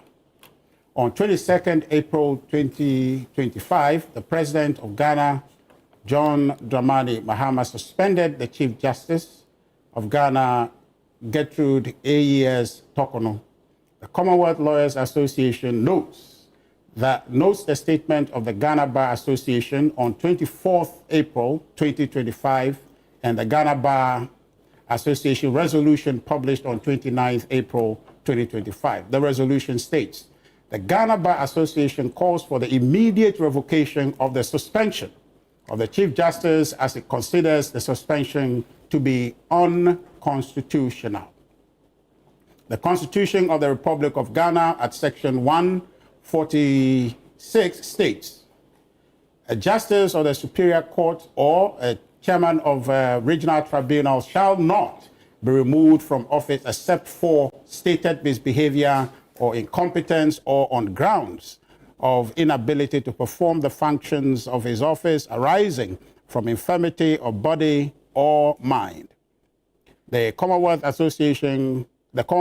Association notes the concerns expressed by the Ghana Bar Association and wishes to stress that the grounds on which judges may be removed from office and the process for removal should be clearly discernible from the legal framework under which they serve. And this is in reference to Article 296, right? Where a CI is required, which... just it's not a page. No, I'm not going to read the substance. I'll just state it here now. Okay, so it means you have read it, and then you are saying that we are alone. Yes, so show me where I am coming to that they have point. condemned the action. Just wait. Already they disagree. No, not at all. Show me the disagreement. Show me where they have disagreed. So go to the go straight to the number of pages. Why is it jittery? Why is it jittery? But they are disagreeing on principle. He asked that I want Richard on this platform to point out from that statement. Yeah. Where you've read it. You have a copy. You've read it. With me. No problem. And I'm going to make references to the statement. Okay. No problem. Okay. In my response. So I don't know why you are jittery.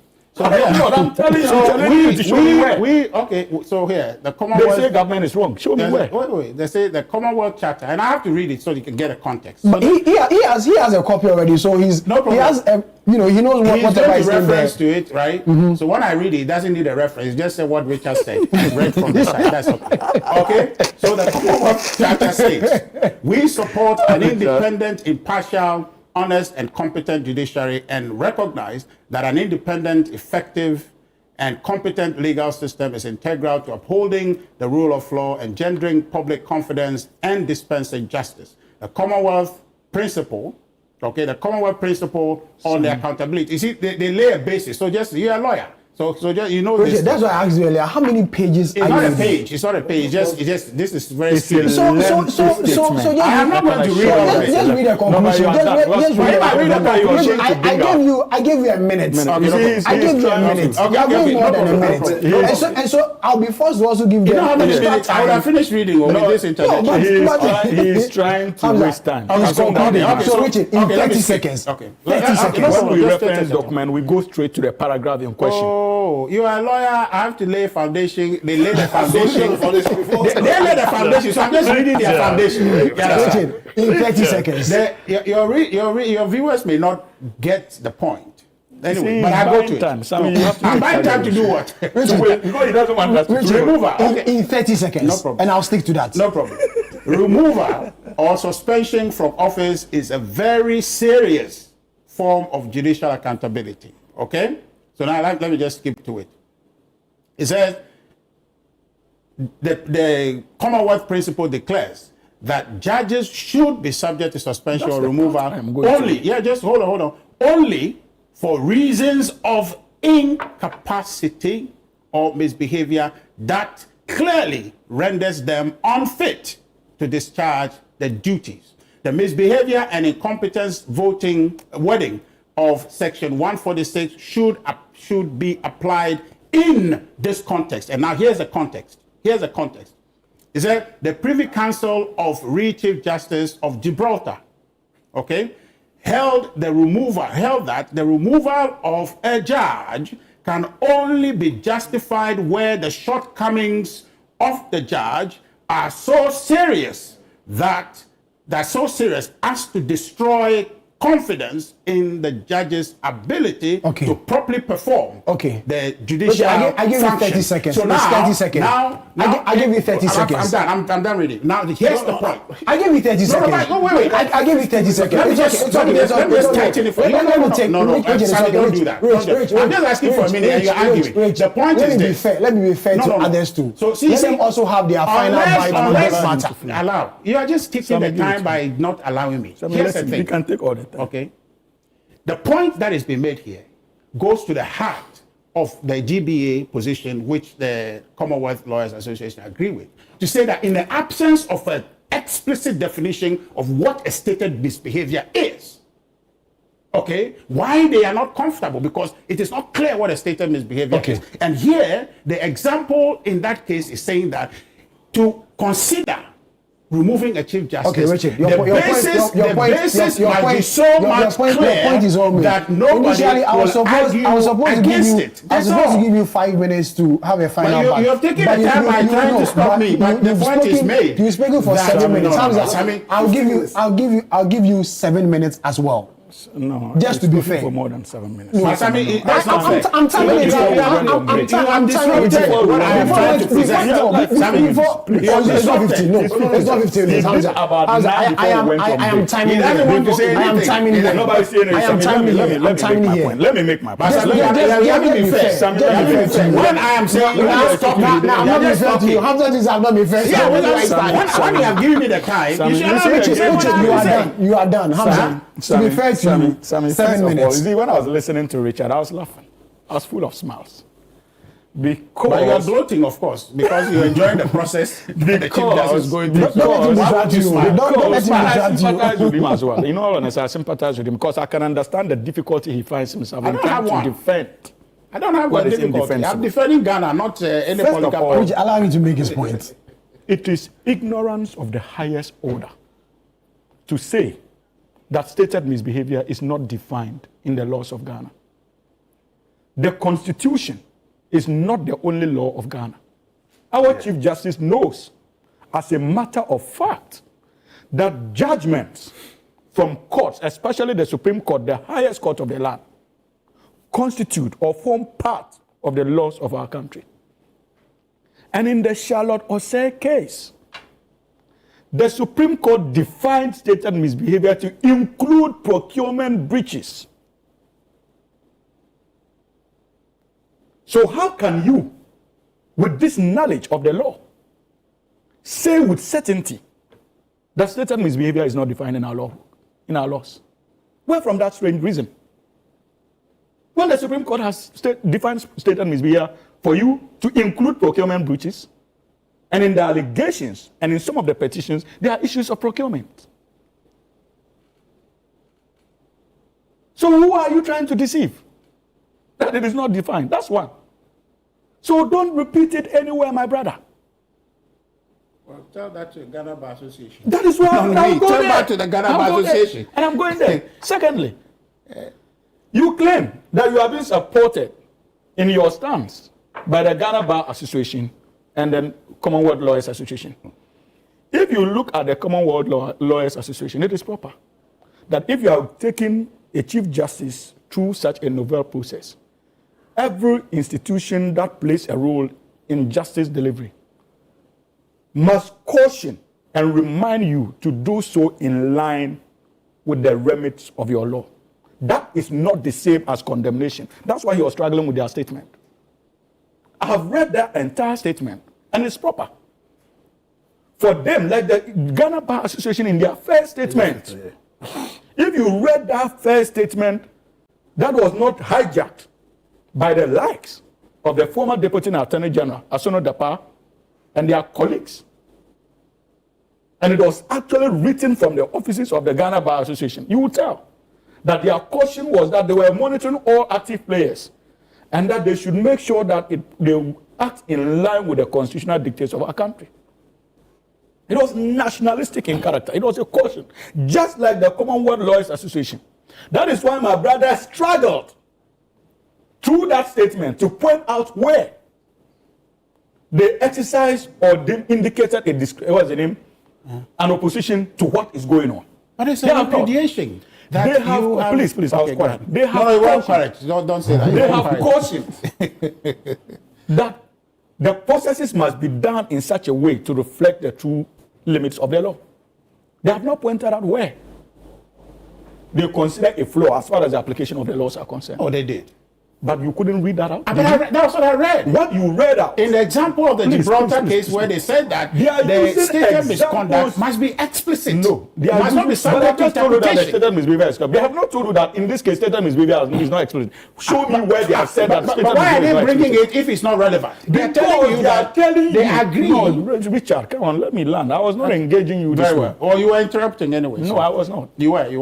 You see, they have told you that it is in line or must be in line. Yes, because with the, this one is not.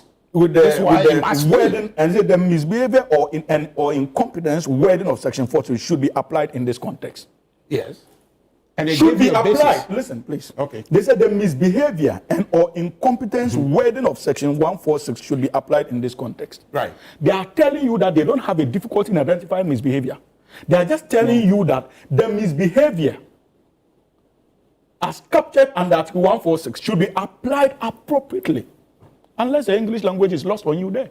No, it's not. But you see, and they have proceeded to, as a tacit enforcement of that caution, to make references to a case that upheld that stated misbehavior. So it is even a guide to the committee that is sitting today. And the committee can reach into the arsenals of that case and use it as a persuasive weapon in establishing their stated misbehavior, if you don't know. Okay. Because it's not a Let's decision of the read Supreme the whole Court. Please, thing. please, let me. Richard, I've read the entire let him thing. let him make Please, his Richard, point. you couldn't come out with Richard, let him make his point. Please. Let him make his point. You see the point? So let us get that fact. Let us not confuse it. Let's not say it anywhere. Now to the Ghana Bar Association. After elements of the new patriotic party, led by the former Deputy Attorney General, went to hijack the process. How did they hijack the process? This is the second time you are making. My brother, even they they were this on point. their platforms calling on all lawyers sympathetic to the NPP to appear there quickly for them to force that vote. We all know. I was out of Accra, but I know. So how does that amount No, to I'm coming, but we know about. How does that amount to hijacking? So they went But after that, to I think overturn that the he's making decision. all these allegations Because he knows against your it's a bar fact. association. They overturned the making this decision. allegation And if you read against their your bar second association. statement, their second statement, their issue was with the suspension. It had nothing to do with the process. Their issue was with the suspension. They were challenging the president's power to suspend and said that if it is not revoked, that false political narrative that was issued, that they will go to court. How many weeks has it been? How many months has it been? Is the GBA in court questioning that presidential directive in consultation with the Council of State? What has happened?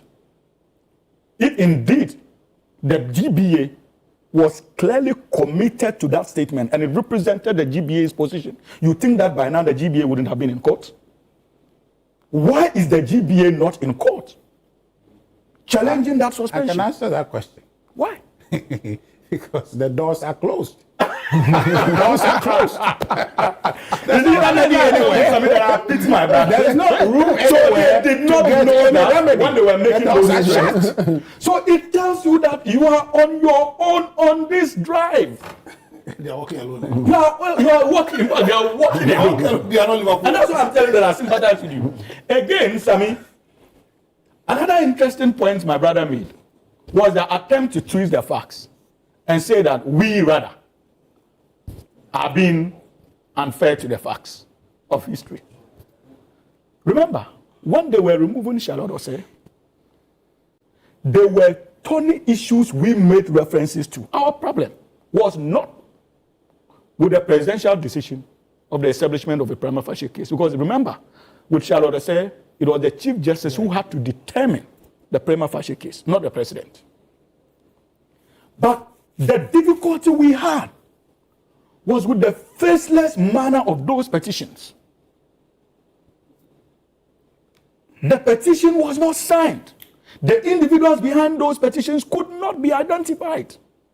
Yet His Excellency the President, Nana Addo Dankwa Akufo-Addo, at the time, proceeded to act on, say, And when we raised those issues, he quickly called them to come and make changes. Do you know the petitioners, apart from the lawyers who purported to have been representing him, and eventually was in fact appointed chairman of the governance committee of the 2024 election campaign of Dr. Mahmoud Baumia? He was my evidence lecturer at the law school. Known as far as his political affiliations are concerned. Can you say, with the petitions calling for the removal of Justice Tokono, that these are NDC activists or players? Can you? With certainty, with your head up? I've just given you a clear example. In the case of Charlotte Osei, where their entire government machinery and the political party was involved. How's that?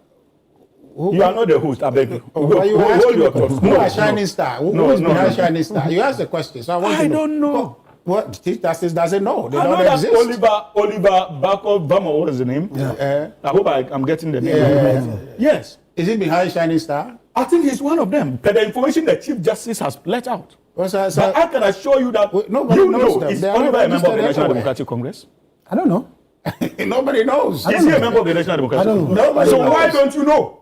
If he was a member, wouldn't you have known? You should tell us. Wouldn't you have known, Sammy? You would have known. But he is not a member of the National Democratic Congress. Indeed, go to his Facebook wall today. There are instances he has taken even the new NDC government to the clinics. That's strategic, Master. What's strategic? It's strategic communication. Don't be telling us those things. In any case, it is not his strategic petition communication that the Chief Justice is worried about. And even before their petition, we had seasoned lawyers in this country, the likes of Kweku Azar. They were amongst the first to file petitions calling for the removal of Madam Justice Tokono.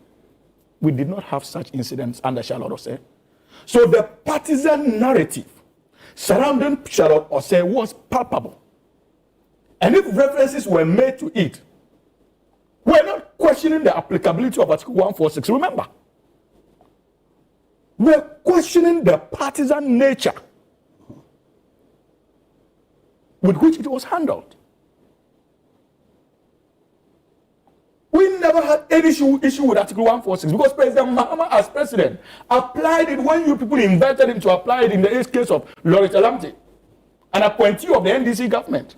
He applied it and removed Mrs. Loretta Lamte out of office. It tells you that as a party, we never had issues with the applicability of Article 146. Because we are on record to have applied it even before you assumed office. So there is no double standards on the part of the NDC, and that is why my senior counsel couldn't have accused the NDC of being double standard in this matter, on this matter. That is the difference, Richard. So you see, you are dealing with a very meticulous political party that has a very tact leadership, that has a president who values our democratic ethos and understands, though not a lawyer, the relevance of our 1992 Constitution and the need to respect it to the letter. That is the difference.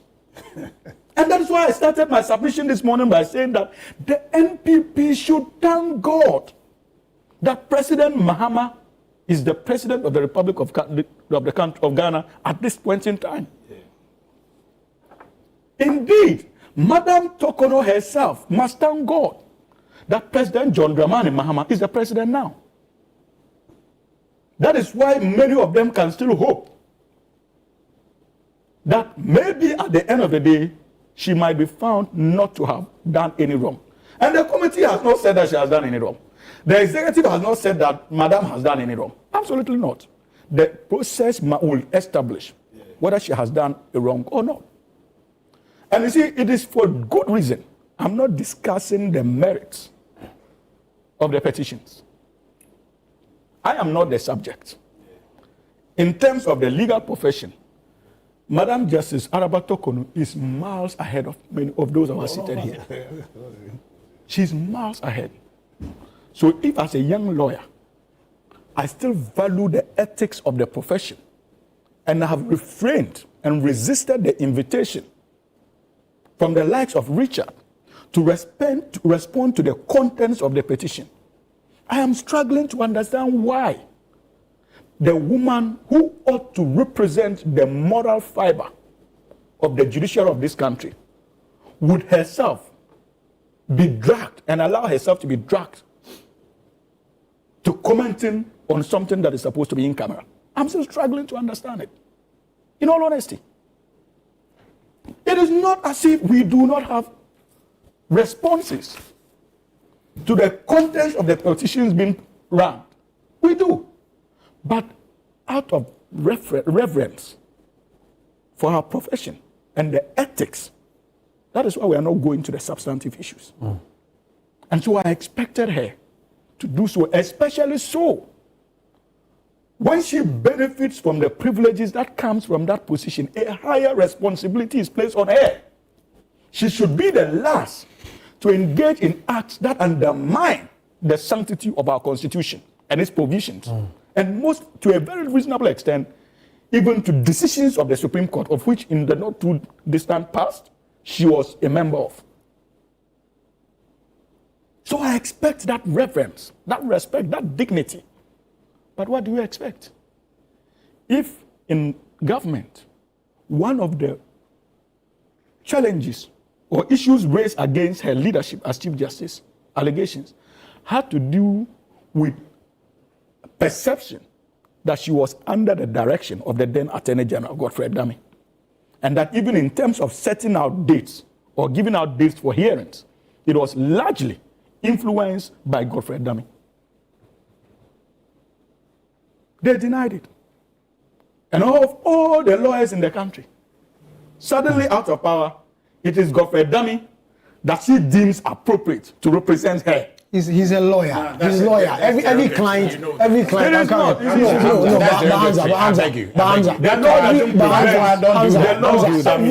client don't do that. Has that. Had that discretion. Every client has that discretion. I may want to have you to prosecute the case for me. You know that my caution is not out of place. But the way you put it, it's not proper. I gave the basis. You like giving basis. You took a question and then you I was reading people's basis, not my basis.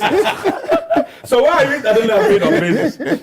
You see, I'm giving you basis of that relationship. No law bars her from making that choice. But you and I, placed with such responsibility, I would not have made that choice. I would never have made that choice. And so that's why I'm surprised that she more or less gave a tacit seal of approval to the perceptions that were being held about their relationship by actually proceeding to make that choice of a counsel. That is worrying. Okay. And so, Richard, unlike you people, we will allow the processes to take its course. But when it comes to my personal opinions as to whether he should go or not, she should go or not. Okay. I think that it doesn't matter. Hamza, you're 7 minutes. What matters is you don't know how to count 7. This 20 minutes is 7 minutes. I mean, you see how I was quiet. 7 minutes. I'm not going back. No, I'm not. We have two more issues.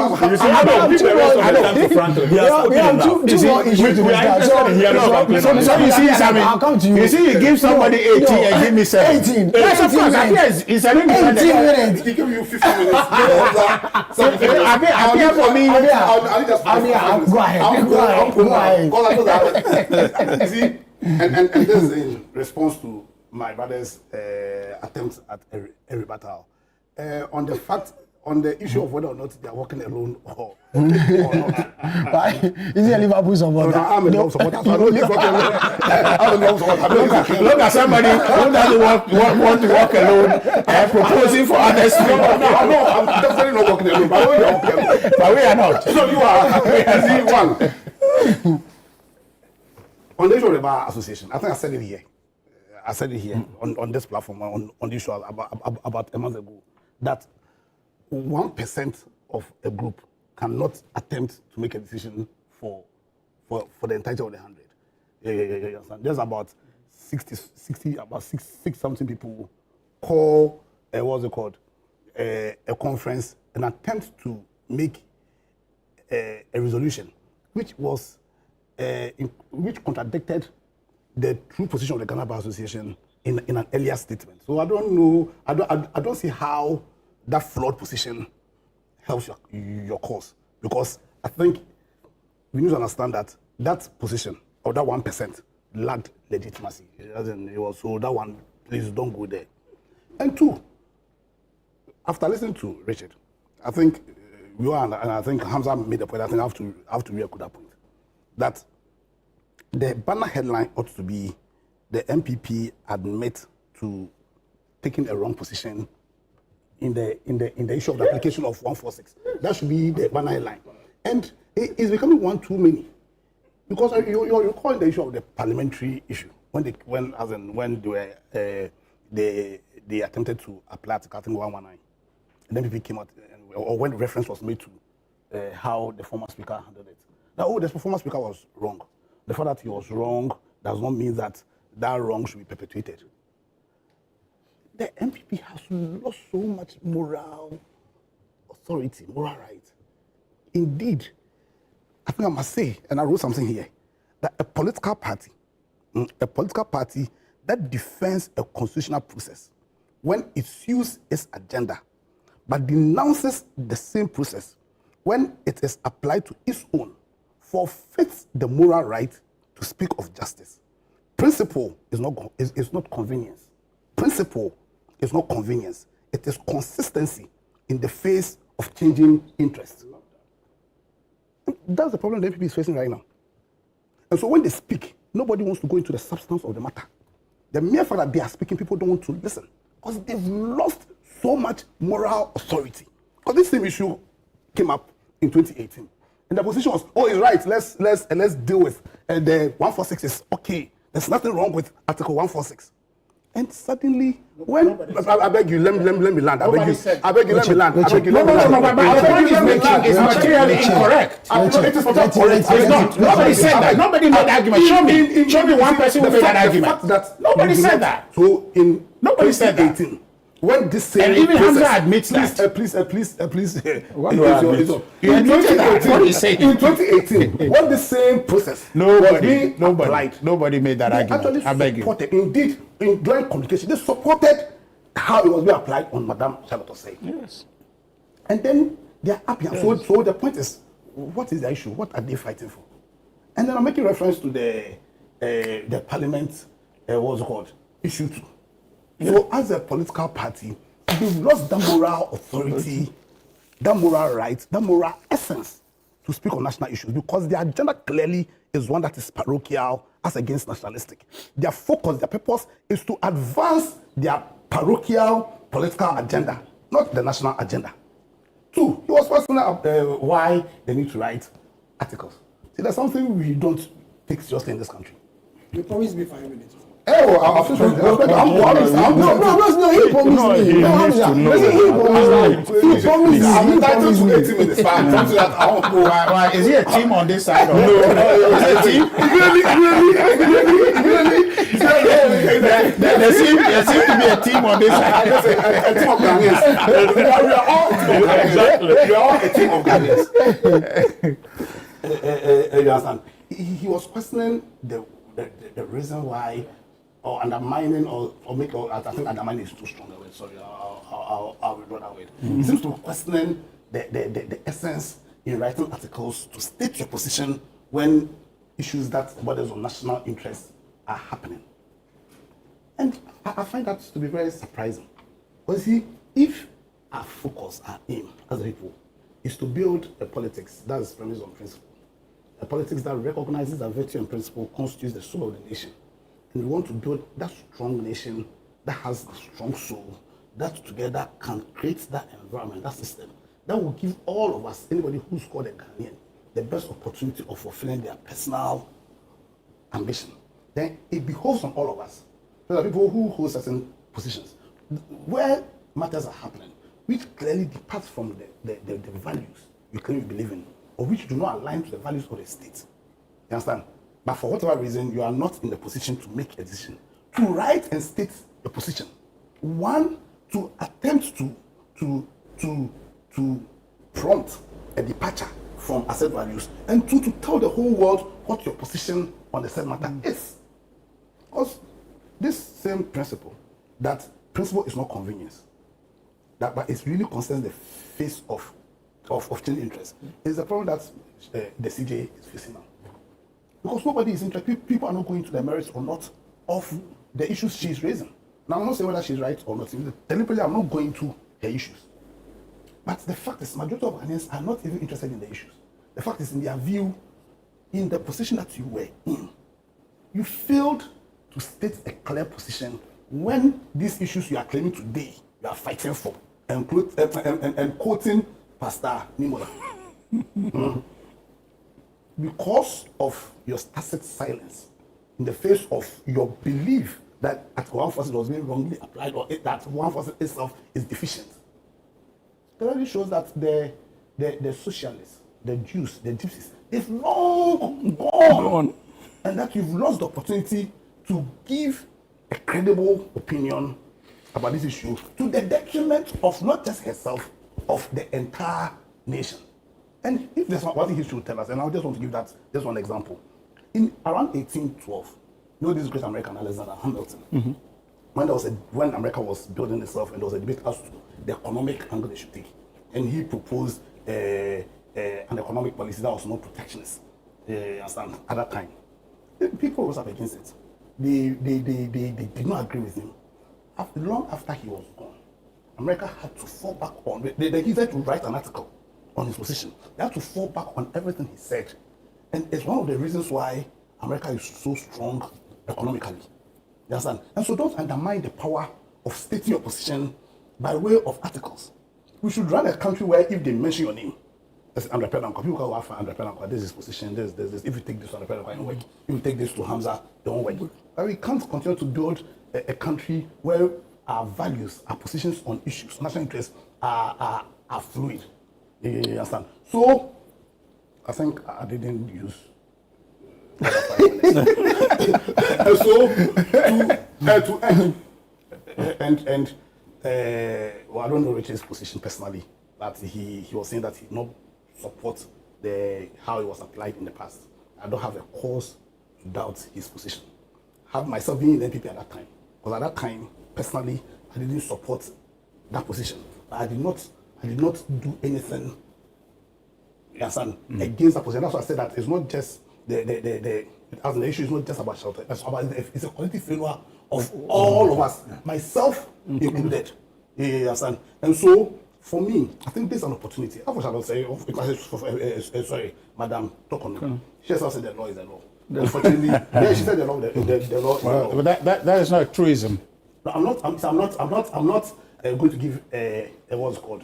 It's subject to who is enforcing the law. She herself said that the law is the law. Article 146, as it stands now, you are not providing adjectives for her. Are you a spokesperson? She said that in context. Article 146, in all its frailties, in all its deficiencies, is the law. And in my opinion, I don't think nothing has been done so far. Okay. Which suggests that the law is being departed from. Okay. Rather, if there's something that we should push and we should push for, is that we need to have a serious debate, discussion about Article 1. This particular article, and fashion together as a people. I'm not saying that my thoughts are I don't disagree. I don't disagree. But we need to have a deliberate discussion about Article 146 and find ways in which, in how it is interpreted and applied, the principles of the rule of law will not be. I'm sure as the Constitution Review Committee, is working, I'm sure that issue will come up. Pretty much. And then they can do. Constitution is a living organism. They can do. I'll go. No, Richard, hold on. Let me do fine. Not on the same issue. But we are done. And I don't think I like it. Gentlemen, no. I am alone. Richard, I have given you enough time. I've given you enough time to express yourself on this matter. Let me go on Zoom and speak to Franklin Kujo. Franklin, I want to have your final bite on this CJ issue. Oh, well, I have nothing significant to add at all. I think I've enjoyed the conversation in the studio. I think we should learn from some of these things as they happen, and then tighten our laws as we go ahead. But I don't think in the words of my good friend Kwekuda Huankra, judicial accountability should not be confused with judicial independence. And I think those words are eternally etched, should be eternally etched in the etched on our minds. And I think that we should strive to be accountable anywhere we are. And so that's what I'll say for now. Thank you. Frankly, just stay on. So I start the next topic with you. The national chairman of the NDC, in a recent interview said that there's going to be some leadership changes at the Electoral Commission. He believes that the chairperson of the commission and her two deputies have been more or less bad as far as the management of the electoral body is concerned, and he accuses them of incompetence. I know you've had issues with the Electoral Commission when it comes to SAL and the rest, but then such a comment coming from the national chairman of the NDC, and on the back of the processes to remove the Chief Justice, should it be a worry that such a comment is coming from the national chairman? Well, if there's anything I need to give to the chairman of the NDC is that he really doesn't hide how he feels about the issues at all. I mean, he's spot on. He's upfront of it. He doesn't do any of this witches dance of moving 2 steps forward and moving 4 steps backward. And I think he's been saying these things way before they had their issues in court, right? Before they went to court and all of that. The 2020 elections, for instance, the way it was handled, the whole idea of having the registration centers, collating centers, I mean, without any serious administrative thoughts, actually signaled some of these challenges that we started having. Don't forget that the EC itself, I mean, just take myself out of the SAL issue. Let's even leave the SAL issue aside. I mean, administratively, I think they've had challenges. Challenges they imposed them. I mean, these challenges were self-imposed. I'm referring to the regional coalition centers, which eventually led to the killing and maiming of about 7 or so Ghanaians, for which I still don't know the status of that case, by the way. And of course, the procurement issues. People rarely forget that the amount of money the EC spent in the 2020 elections, we estimate that we should have spent probably a third of that money on the elections, and that there was no need for all these unnecessary registrations, a new voters register. Recall that all these things we talked about, that they claim all the equipment we purchased were kaput when they had used them in 2019, all of a sudden all of them were dead. We just found out recently that they had disposed some of them quietly without going through the normal processes. So after the litany of sins that the EC has committed, I think if we were to chart a path from here to heaven, we'll probably go thrice over and then come back again back to earth. But I've just got to say that, and what annoys some of us is that just the evasiveness with which they do their work.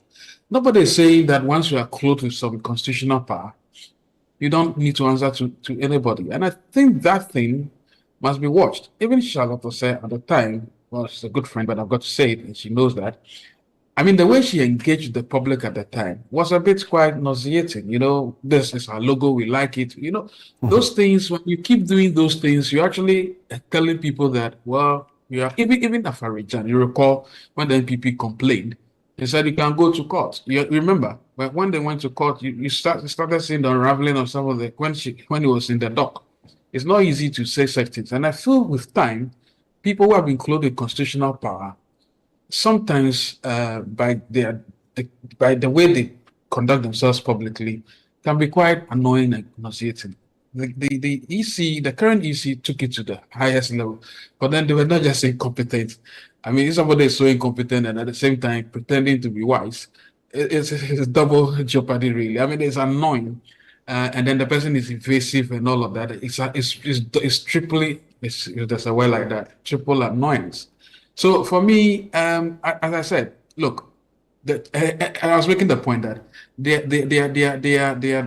high-handedness in ensuring that we spent money we didn't have. Don't forget, at the time, they were not even interested in listening to the donors who wanted to contribute to election because they didn't want to be controlled. You recall? And so they said, "Oh, Ghana can do it." They spent so many millions of dollars, which was part of the reasons why we went down so fast when COVID after COVID struck. You understand? So all these monies that were spent could have been saved and utilized properly. All those equipment they bought, which were not necessary, because the equipment were too pricey. Even Zimbabwe, can you imagine countries like Zimbabwe, which you wouldn't say democracy was a particularly pristine idea there, were purchasing the equipment, the same equipment from the same manufacturer at almost $600 to $800 less per one. We saw all of that. All these records are in Parliament. But when we were doing that, people thought we were just not interested. We didn't like the EC. We went all the way to the Santini to make a petition because we felt that, look, these matters were important. We were trying to safeguard the interest of the Ghanaian, saving money. And you know, one of the things that annoys me in this country is that when somebody seems to be performing a role because it's constitutional and the person is even making silly mistakes, they say, "Oh, hey, allow them. They are the only one who knows how to do this stuff." And because of they hide under the cloak of, elections are so sacrosanct. If we make a mistake, say, and Thomas say, the machine, if you don't buy it now, if you don't do it quickly, and you buy something faulty, it will affect the elections. You see, so we sacrifice what I call diligence and a bit more common sense on the author of what's the word I want to speed, because they are constitutionally clothed. And Apia Dankwa makes a very important key. I think it's about time that people are known for the positions they hold. You write some of these things, but in the Ghana, it's fuzzy. So we don't know. People say, "Oh, we're NDC for." That's what they were calling it. Today is MPP, MPP. Today we are and then they just destroy the debate. When you look at the trajectory of this EC itself, and again, being very totally unbiased. I hope you accept the word, Richard. You accept the word unbiased. I have always been unbiased against the EC. You know that, in spite of the sour treatment. But I'm just saying that as a Ghanaian who has vested interest in the way we financially manage our affairs, I felt those decisions were so wrong, and they deceived everybody. And because we said, "Oh, we needed to go to elections quickly, let's go," they quickly went to Parliament, got everything done and purchased. They said they never procured any, all the equipment were dead. But 2018, they purchased about 2,500 of these machines. 2016, they purchased other ones as well. In fact, 2019, they purchased equipment. How could those equipment all die in 2020 all of a sudden? But that's what we're told. So, and you remember when they did the procurement, we all saw it through. If you didn't follow the procurement processes carefully, you would never have seen how they rigged the tender. They rigged the tender in terms of calculating of figures. You recall that the chairman of the tender at one point said he wasn't going to sign that tender, and he resigned because the way the tender was put together was rushed. In fact, the people on the tender, it was only one person who was qualified. We wrote all of these things there. So for me, I'm not surprised that except that there's a political figurehead who is not saying that they are in India. And I think we should drill down, separate all the partisan noise propaganda from the real issues and look at it carefully. And I seriously think that there must be a lot of inquisition regarding financial projects in that regard. For me, this matters for me. I mean, everybody knows my position on this. Not to talk about the high-handedness of SAL. As of that one, if I add that, I mean, there are things they to be as read as I don't know what to describe it. So that's my position. I will not cry for them, but I hope that it's done properly and there are no faceless petitioners.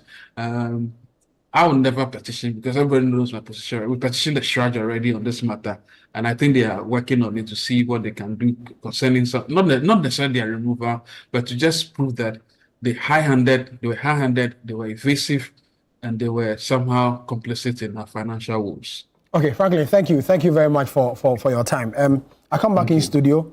Apiadanko, I'll come to you. I'll come to Hamza and Reggie later, but Richard wants time to talk. I'll give you an opportunity. Okay. I'm a very fair person, so I'll give you an opportunity. Not today. to see. Apiadanko, there are those who have said that the NDC as a party or in government has an agenda to remove certain heads of certain state institutions, because the EC, the CJ is ongoing, and now this coming from a national chairman of the governing party also coming in. There should be cause for worry that there's an agenda to take away the heads of some state institutions. Are those comments justified?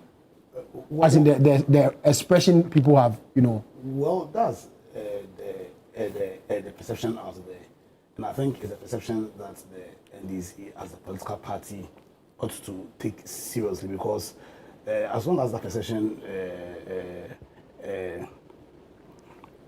persists, then there's a potential of undermining a genuine attempt in line with the reset agenda to correct some of the ills that was done over the past 8 years. Because I agree with Franklin Kujo, and I've agreed always with his position on SAL. Because that was a sin, not on the people of SAL alone. It was a sin against our constitution. And the sin that I think, in all humility, and in line with the principles of probity and accountability that underpins our constitution, that sin needs to be corrected. And if it means somebody petitioning for the removal of the chairman of the EC, I think that position will be a legitimate one. And so far as it goes, is in line with the laws of this country. Also, some of us, during the 2024 election, stated that one of the reasons for which we needed change was so that there will be a restoration of the lack of political credibility in our country. And one of the reasons why our political leadership lacked credibility was as a result of the irresponsible decision of our president, the president of Ghana, to appoint onto the AC people who were perceived, and I'm using the word perceived here deliberately, who were perceived to be members of the MPP, and I think that burden isn't just about the MPP, but who are perceived to have a political coloring onto the EC. Because for all intents and purposes, somebody like myself should never be appointed onto the EC, because I have a political coloring. Same for my brother here and Richard. As in, obviously because the duty of the EC, or let me say, because the duty of the EC is not just to deliver elections that are free and fair. The duty is to deliver elections which are perceived also to be free and fair. Acceptable by all. Yes. Then you'll be undermining that, or you'll be making it practically impossible for people to accept elections, where people who are perceived to have political coloring are appointed onto the EC. And I think in line with our collective agenda as the people of Ghana to restore credibility in our political space, that wrong needs to be corrected also. But having said that, I think immediately that process also takes on political coloring, then it sort of undermines the agenda or the national interest. So as much as I believe that Isidro Ketia, as a Ghanaian, has a right to express his views on some of these things, because of the privileged position he holds as the chairman of the NDC, the party that has sponsored the government, then he ought to have restrained himself from that statement. Because essentially what he's doing is that he's already undermining any attempt by anybody to correct the ills I'm alluding to. Because we don't want a situation where a legitimate petition has been put in place. There'll be so much noise about it being politically motivated, or that perception that it's part of the agenda of the NDC to change some what's called institutional heads. Because the truth of the matter is, in line with the principle of probity and accountability, where any Ghanaian has been placed in any position, and they are handling that position in a manner that undermines our collective agenda as a people, or by reason of how they were appointed, that alone in itself takes a lot away from their credibility. It is our responsibility to start processes that will correct that wrong. Immediately, that process takes on a political coloring, and if you understand the culture in this country, then you'll be undermining that process which is in our interest. And because of those reasons why I wished Esin Ketia should not have made those comments. Yeah. Really, he shouldn't have made those comments. And as I'm saying that, I want to state clearly that he has a right as a Ghanaian, but because of his position, he takes a lot away from any because there are legitimate reasons why the CJ a petition should be called to remove the EC. Now, how will the people of Ghana take it? They will go and read it. So instead of we going to the substance of the issues, and I think Frank Kujo has made so many which I stand on all fours with, but because of that perception, people not even go into the substance of it and may dismiss it merely because they think that it is an agenda of a political party. Yeah, so personally, that's my view, and I think that we should not, the NDC as a political party should not play with that perception, because that perception can hold grounds when such statements are made. So that in spite of the legitimate claims that the chairman secretary, and to refer to him, he's been very consistent with this position. But it was a position he held when he was in opposition. The position he still holds. But I would have wished that he would have restrained himself, because in spite of the fact that when you win political power, because executive power is given to the president and not the party, really, he's not in government. Technically, he's not in government. But unfortunately, because of the perception we hold, that is the party that is in power. You understand? People can spin a narrative. Okay. You understand? That can fight against what really is in the interest of the country because of the ills that has been committed by people who hold those positions. Okay. And I think that in how we do our things, we should always behave or communicate or advance arguments in a manner that always puts the interest of the nation ahead of your personal interest. Or that kills the perception that you are taking a certain decision because of your personal interest, whereas that position may be a position that's in my that's national interest, and that's my Andy, issue. thank you very much. Andy Apia Dankwa, spokesperson for Movement or Change. I'll go for a quick break, but before that, let me read some of your messages that you've sent to us. Felix Ajiman from Kaswa says, "Good morning, Sammi, and good morning to your viewers. Please ask Richard to quote one single provision in the Constitution that has been breached in the process seeking to remove the Chief Justice of the Republic." Ben from Sapima said, if Richard is saying that the whole process is flawed, he should tell us where the flaw is coming from. Joe Baba from Bogatanga says, "Greetings to you and your producers. I'm surprised to hear legal people or legal brains and not only condemning the CJ for what is going on, but also supporting the process, which is supposed to be in camera. One day, this thing will come back to bite us."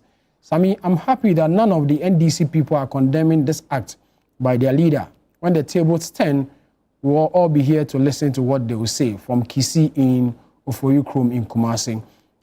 Master Planner Junior Kintampo says, "Great submission by my boss, Richard Ahiagba. Justice Tokonu is not being treated fairly. Her statement on Wednesday was the best." And then the final one says, "Is Apia Dankwa saying that Jane Mensah is a member of the MPP and holds an MPP card? It clearly shows that he's. I'm not sure I heard him say that." Final one says, "Sammi, ask Hamza if the tables should turn one day. I hope he will be here in the studio to also come and admit to whatever it is." You're still watching Big Issue coming to you live from our studio here in Accra. It's also live on City 97.3 FM. My name is Sammi Wiafe. We'll go for a quick break. When we come back, we'll continue with this conversation and also discuss the MPP.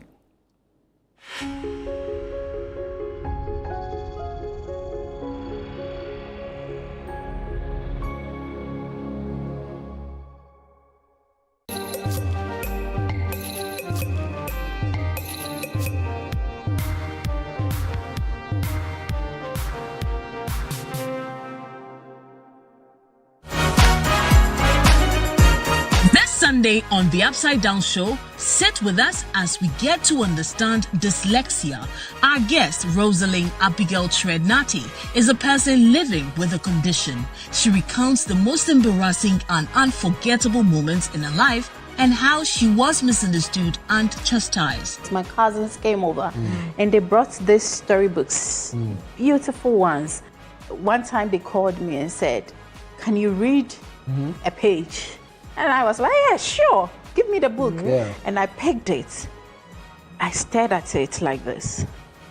I stared and stared and stared. I can't identify. What were you seeing? I was just seeing the book, like the writings, but I can't identify the words. Not forgetting some soothing tunes from Upland Unique. Oh, mon amour, ouais, j'aime bien tout ce qu'on fait, surtout sous les draps. Petit, c'est temporaire. Je prie bien que ça dure, ouais.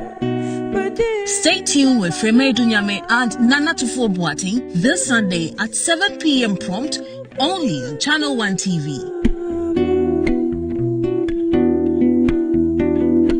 In a world filled with challenges, we all need guidance, hope, and a lifeline to anchor us. This is Lifeline, and I'm your host, Fred Crunchy Mensa. For social issues, relationship challenges, and family matters, Lifeline is here to inspire, uplift, and guide you on your journey. Where we give you support, where we hold your hand through the valley and through the thick and thins of life. Join Bishop Fred Crunchy Mensa. I welcome you especially to Lifeline. Every Tuesday and Thursday at 10 p.m. right here on Channel 1 TV. Let's walk this path together, strengthen our faith, our families, and our lives. Lifeline, because every soul deserves a guiding light. Tune in to Lifeline on Channel 1 TV and let's grow together.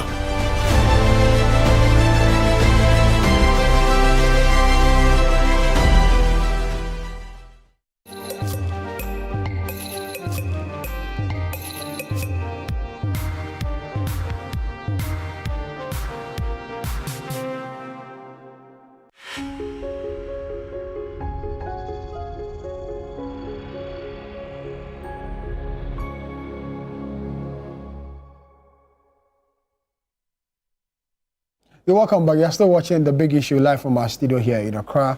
You're also live on City 97.3 FM. My guest today, Richard Anyagba, Director of Communications for the MPP, Hamza Suhin, a member of the NDC Communications team, Franklin Kujo, President of Imani Africa, and Andy Apia Dankwa, spokesperson for the Movement of Change. Currently, we are discussing the statement made by the National Chairman of the NDC in respect of the need to have a leadership change at the Electoral Commission. Richard, Hamza, I'll come to you. Is your government or your party on course to remove heads of state institutions? Absolutely not. I mean, that is the beauty of the National Democratic Congress. I'm sure that many of us listening to Apia Dankwa today, we would begin to have an indoors conversation in terms of how we handle some of these issues. But like they all agreed, like they all stated, he and that of Franklin Kujo, to the effect that when it comes to the interview granted by the chairman of the National Democratic Congress, this is not the first time he's made his position known on the matter. Indeed, that was even before the 2020 general elections. He's always been consistent, and not just Chairman Asaid Nketia, to a very large extent, many of us from day one, because of the conduct of the woman. And it was not the NDC alone. Even civil society organizations like Imani Ghana had cause to call for her head. And it was the first time in a brazen manner that the then president, Nana Addo Dankwa Akufo-Addo, decided to go as low as appointing TESCON patrons to the Electoral Commission as deputy directors of our Electoral Commission. So the partisan nature of EC started only when the New Patriotic Party assumed the reins of governance in 2017, January. We all know that as a matter of fact. And for us, irrespective of what the MPP says, as a political party, we pride ourselves when it comes to this democracy that we're enjoying. Sammy? And for you to appreciate how committed we are to this democracy and the institutions under it, you need to even go back to the NDC's anthem, where we just did not agree to democratic governance and led the processes that led to the eventual promulgation of the 1992 Constitution. We also proceeded to anchor its stability in our national anthem as a party, where we said that from victory unto victory, the NDC shall lead a stable democracy. To continue to remind ourselves about the onerous responsibility of defending this fourth Republican Constitution and our democratic journey. So that responsibility is on us and is never lost on us. That is why many of us thought that there was a general call on us to at least bring some level of sanity to the Electoral Commission of our Republic after Nanado decided to desecrate it with the appointment of rabid NPP apparatchiks. Every Ghanaian agrees. Indeed, before the retirement of Afare Jan, that was an NDC appointee. But as political parties, I'm sure, and as citizens of the Republic of Ghana, we all respected the kind of leadership that he provided to the commission. And that made it clearly non-partisan, handed over power from the NDC to the NPP and vice versa. That was the NDC's dream of a workable electoral commission. Unfortunately, the NPP, through Nana Addo Dankwa Akufo-Addo, decided to roll back the clock and injected partisanship into the operations of the Electoral Commission. So it is only proper that as a political party that has placed that responsibility of defending the democracy that we are enjoying on its shoulders and proceeded to even factor it into our national anthem, it is only proper that we reset the Electoral Commission to reflect the true mandate of the people as enshrined in the 1992 Constitution. And when we do so, it is not because we are embarking on a partisan journey. Because many of the promises we made to the good people of this country included a commitment to ensure that our institutions work in the interest of the Republic, not in the interest of any political party. And today, you agree with us that there are MPP elements, known active members of the MPP, holding sensitive positions in our Electoral Commission. It does not augur well for anybody, including the MPP itself as a political party. Because they would want to win elections and the legitimacy of the elections accepted by the Ghanaian people. But if you have your own partisan operatives in there, even if you win an election genuinely, there is a tendency for people to question the legitimacy of that exercise. So it is in their interest for them to come on board for us to ensure accountability and rebuild the Electoral Commission in a way that truly reflects the mandate of the Ghanaian people and their objectives. And I think it is important for us to appreciate that. It is not the NDC alone that raised these concerns. Like I indicated, Imani was instrumental in that regard. And maybe on a lighter note, when I heard that Franklin recently even petitioned Commission for Human Rights and Administrative Justice calling for her removal of the Electoral Commission, I was partially disappointed. Disappointed not in the action, but if there are people who are qualified to do service to this country in that role, he would have been one possible candidate in that regard. Because he's been a crusader of our democratic ethos since he came out with Imani. And he has done so well. There are times as a political party we disagree with his views. And I'm sure the NPP, they've also had cause to disagree with him. But they have remained true to their beliefs and what they believe should be in the interest of this republic. And so he could have been a viable candidate for that position. Like when we were looking for a viable one and we found Afare Jan. He could have. So that was my only disappointment in that petition. Because now, if people begin to push for the likes of him to occupy, then it creates the impression that was why he filed the petition. His mind probably wouldn't have gone there because he is just doing national service to the republic. So he's not interested in occupying any position. But at least there are times that your state can call on you to serve.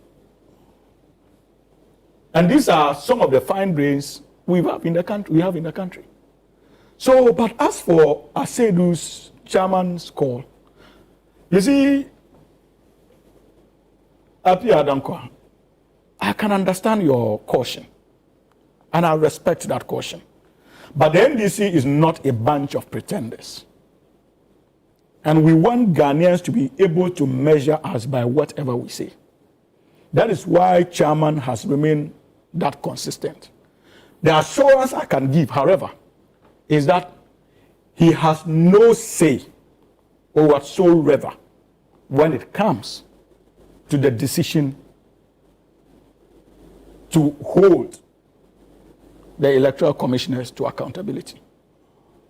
His power doesn't go beyond that of an ordinary citizen of the republic. He can influence. He can't. He can influence because this is no. That's what I'm telling you. He has no say. Knowing the president we are dealing with. You see, sometimes I think that people forget that we have in charge of the Republic of Ghana President John Dramani Mahama, who has shown at every level his willingness to privilege national interests over and beyond partisan interests. Remember that even during his first term, one of the challenges he had was his unwillingness to sacrifice our national interests on the altar of partisan politics. And in opposition, that was one of his major challenges. Because we accused him and President Mills of being father for all, remember? Because they stood true. They did not allow themselves to be influenced. And today it is the same President Mahama. So the party can have its position, and we can be forgiven as a political party to have our position. But I can assure you, knowing President John Dramani Mahama, if petitions are brought to him and it doesn't make sense, calling for the removal of the electoral commissioners, and it doesn't make sense, President John Dramani Mahama will not entertain such petitions. I can assure you that. Okay. Even if it means being at loggerheads with the National Democratic Congress, I know that every step of the way he will choose the national interest over the NDC's partisan request. And on this call, and I will state so forcefully, I find it very difficult to disagree with Asedun Ketia. From where I sit, I also feel strongly that there is the need for the Electoral Commissioner and her deputies to be held to account. And I do not think that they have demonstrated acceptable impartiality as far as their conduct in the last two elections are concerned. Because this is the first time we have had to go 4 good years without a section of our republic being represented in parliament as a result of their incompetence, gross incompetence. And that's what Apia Dankwa made reference to senior. How do you justify this? You conduct an election as electoral commissioners, and a section of your people, so the sole case. Yeah. For 4 years, they don't have representation, and the electoral commissioner seemed not to be interested in what was happening there. And we want to allow such electoral commissioners to still be at post. Okay. Absolutely not possible. So I would join anybody, including the likes of Franklin Kujo, who are calling for the removal from office of the current electoral commissioners because of that gross incompetence. Okay. I don't think that it is out of place for anybody to call for their removal from office. All right. And many of us will not be made, or will not allow the likes of the MPP to make it difficult for us to express our views on this matter. All right. The truth is that there is the need for us to clean that electoral commission and reset it. And if it means that those who are incompetent and partisan, they should go. Must go. So be it, if that is a demand of the Ghanaian people. Okay, thank you very much. Richard, the final bite on this.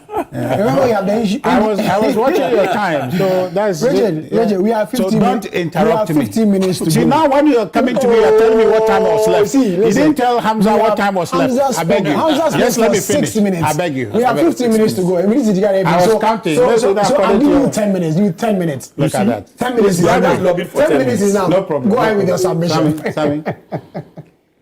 You know, you are not a social commentator. You are a spokesperson for a political party. So going forward now, state your political party's position. This thing, that team thing is becoming glaring. State your political party position. You are not a social commentator. I like your analysis, fantastic. But state your party's position. Are you confused about my position?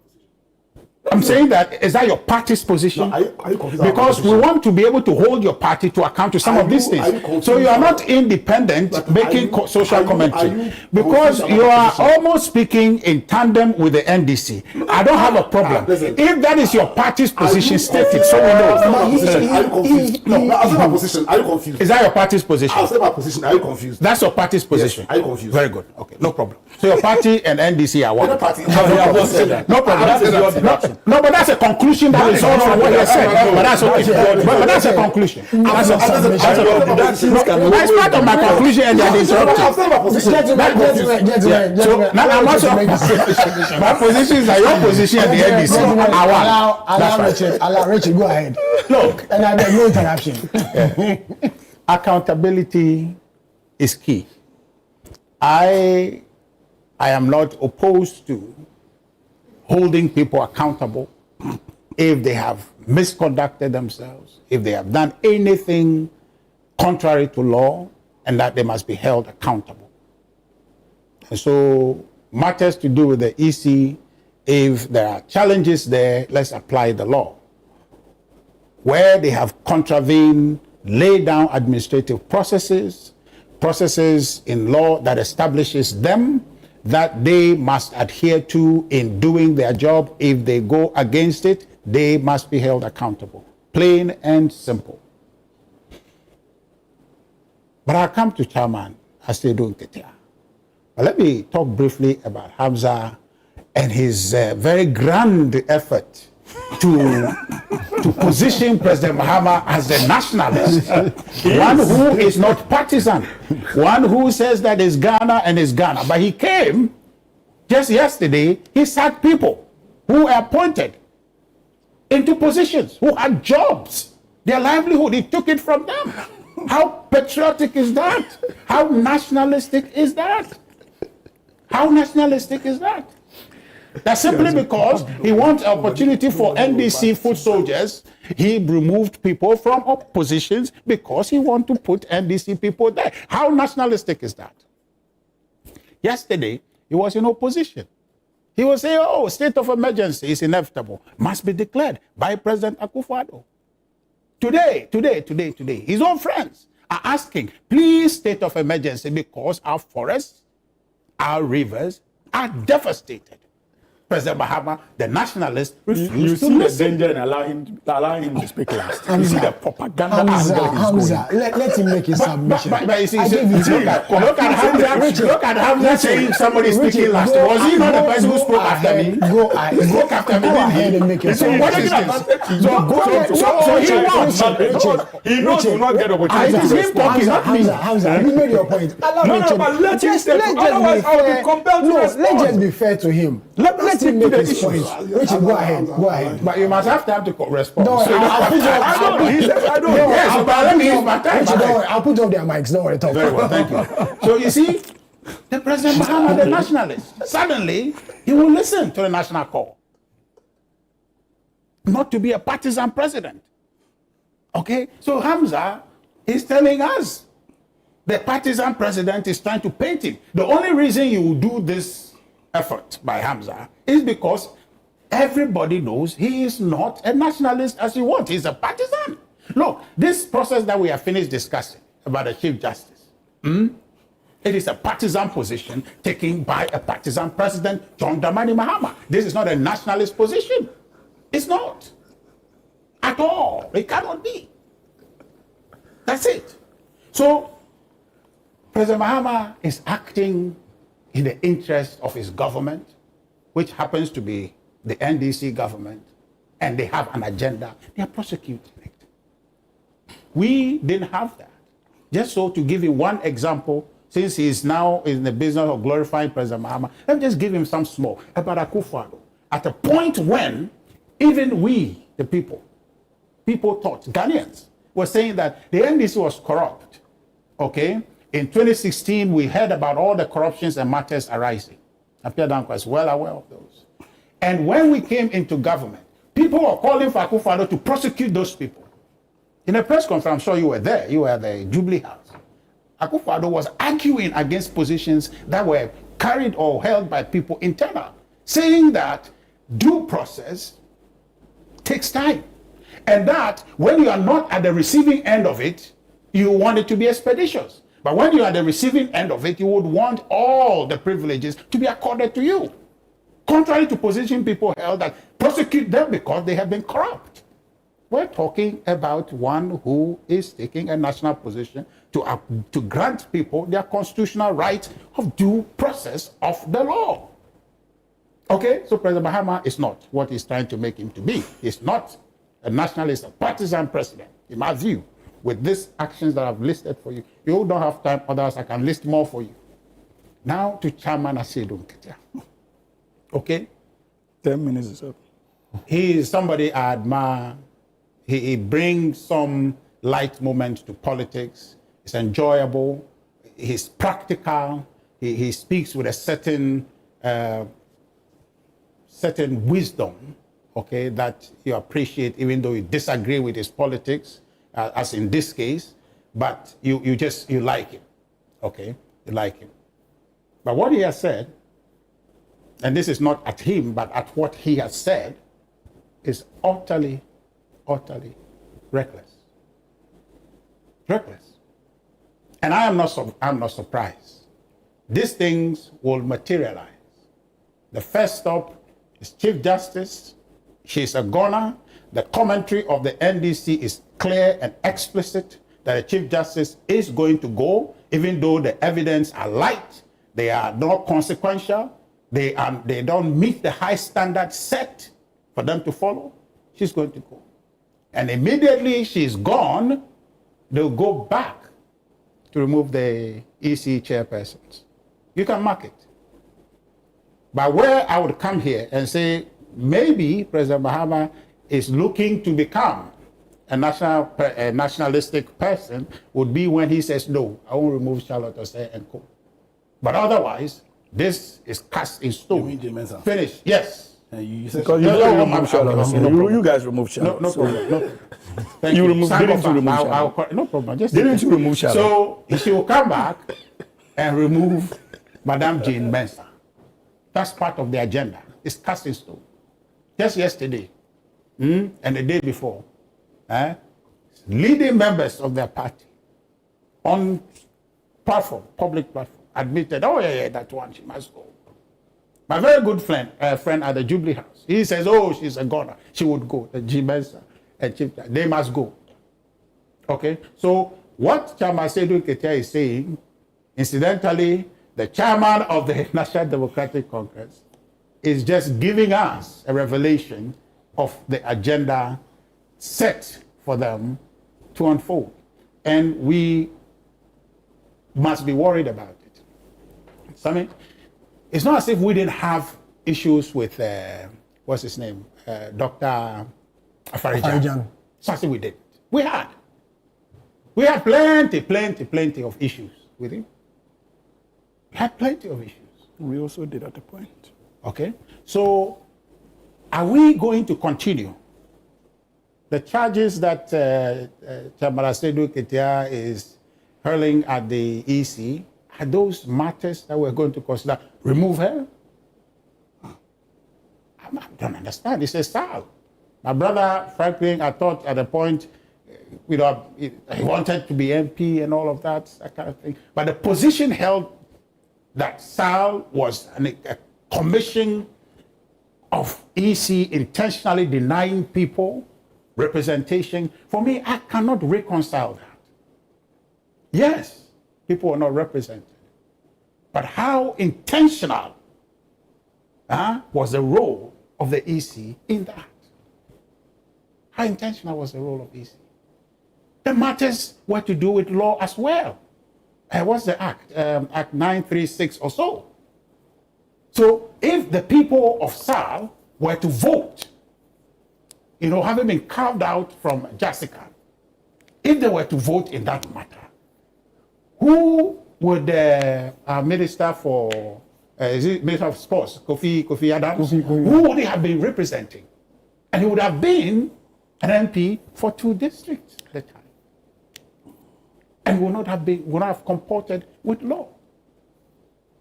So what is the EC's error? Where is it? He mentioned also here was the West of God. We understand the matters were serious, things that happened, people were affected and all that. Who did the demarcation? Okay. But the point is that, how is a security matter the direct competence or the lack of it of the EC? I don't get it. How is that? Chairman said, don't get it. Tell us. How is it the EC incompetent because security degenerated? And the NDC on the back of that say they pulled out of the election. How is that EC being able to stop it? They talk about, what's the name of the place? Ablekuma North. Now, the matter that is at issue is not the doing of the EC. It's the doing of the NDC.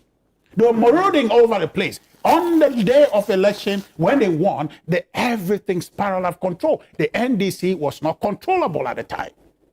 They were just running riot all over the place. They ran a riot. They beat our people.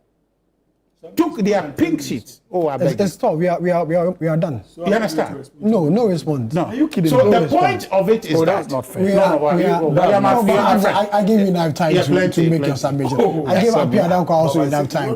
I gave Franklin enough time. So the truth is that we need to tread cautiously. You have 2 minutes to end the show. No problem. We need to tread cautiously.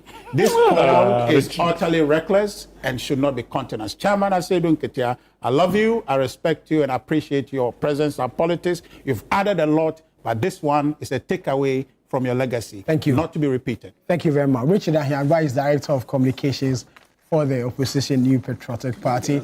Elia, Hamza, no reaction here. No.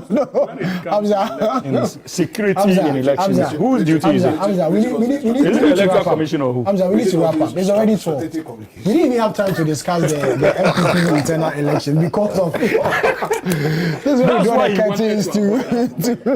Now the intention from the Gentlemen. So you heard Richard Ahiagba, Director of Communications for the MPP. Hamza Suwini, a member of the NDC communications team, and the Apia Dankwa, spokesperson for Movement for Change. On Zoom was Franklin Kujo, president of Imani Africa. My name is Sammi Wiafe. I sat in for regular host Salom Adonuke. So we'll come your way again next week. May the good Lord be with us all.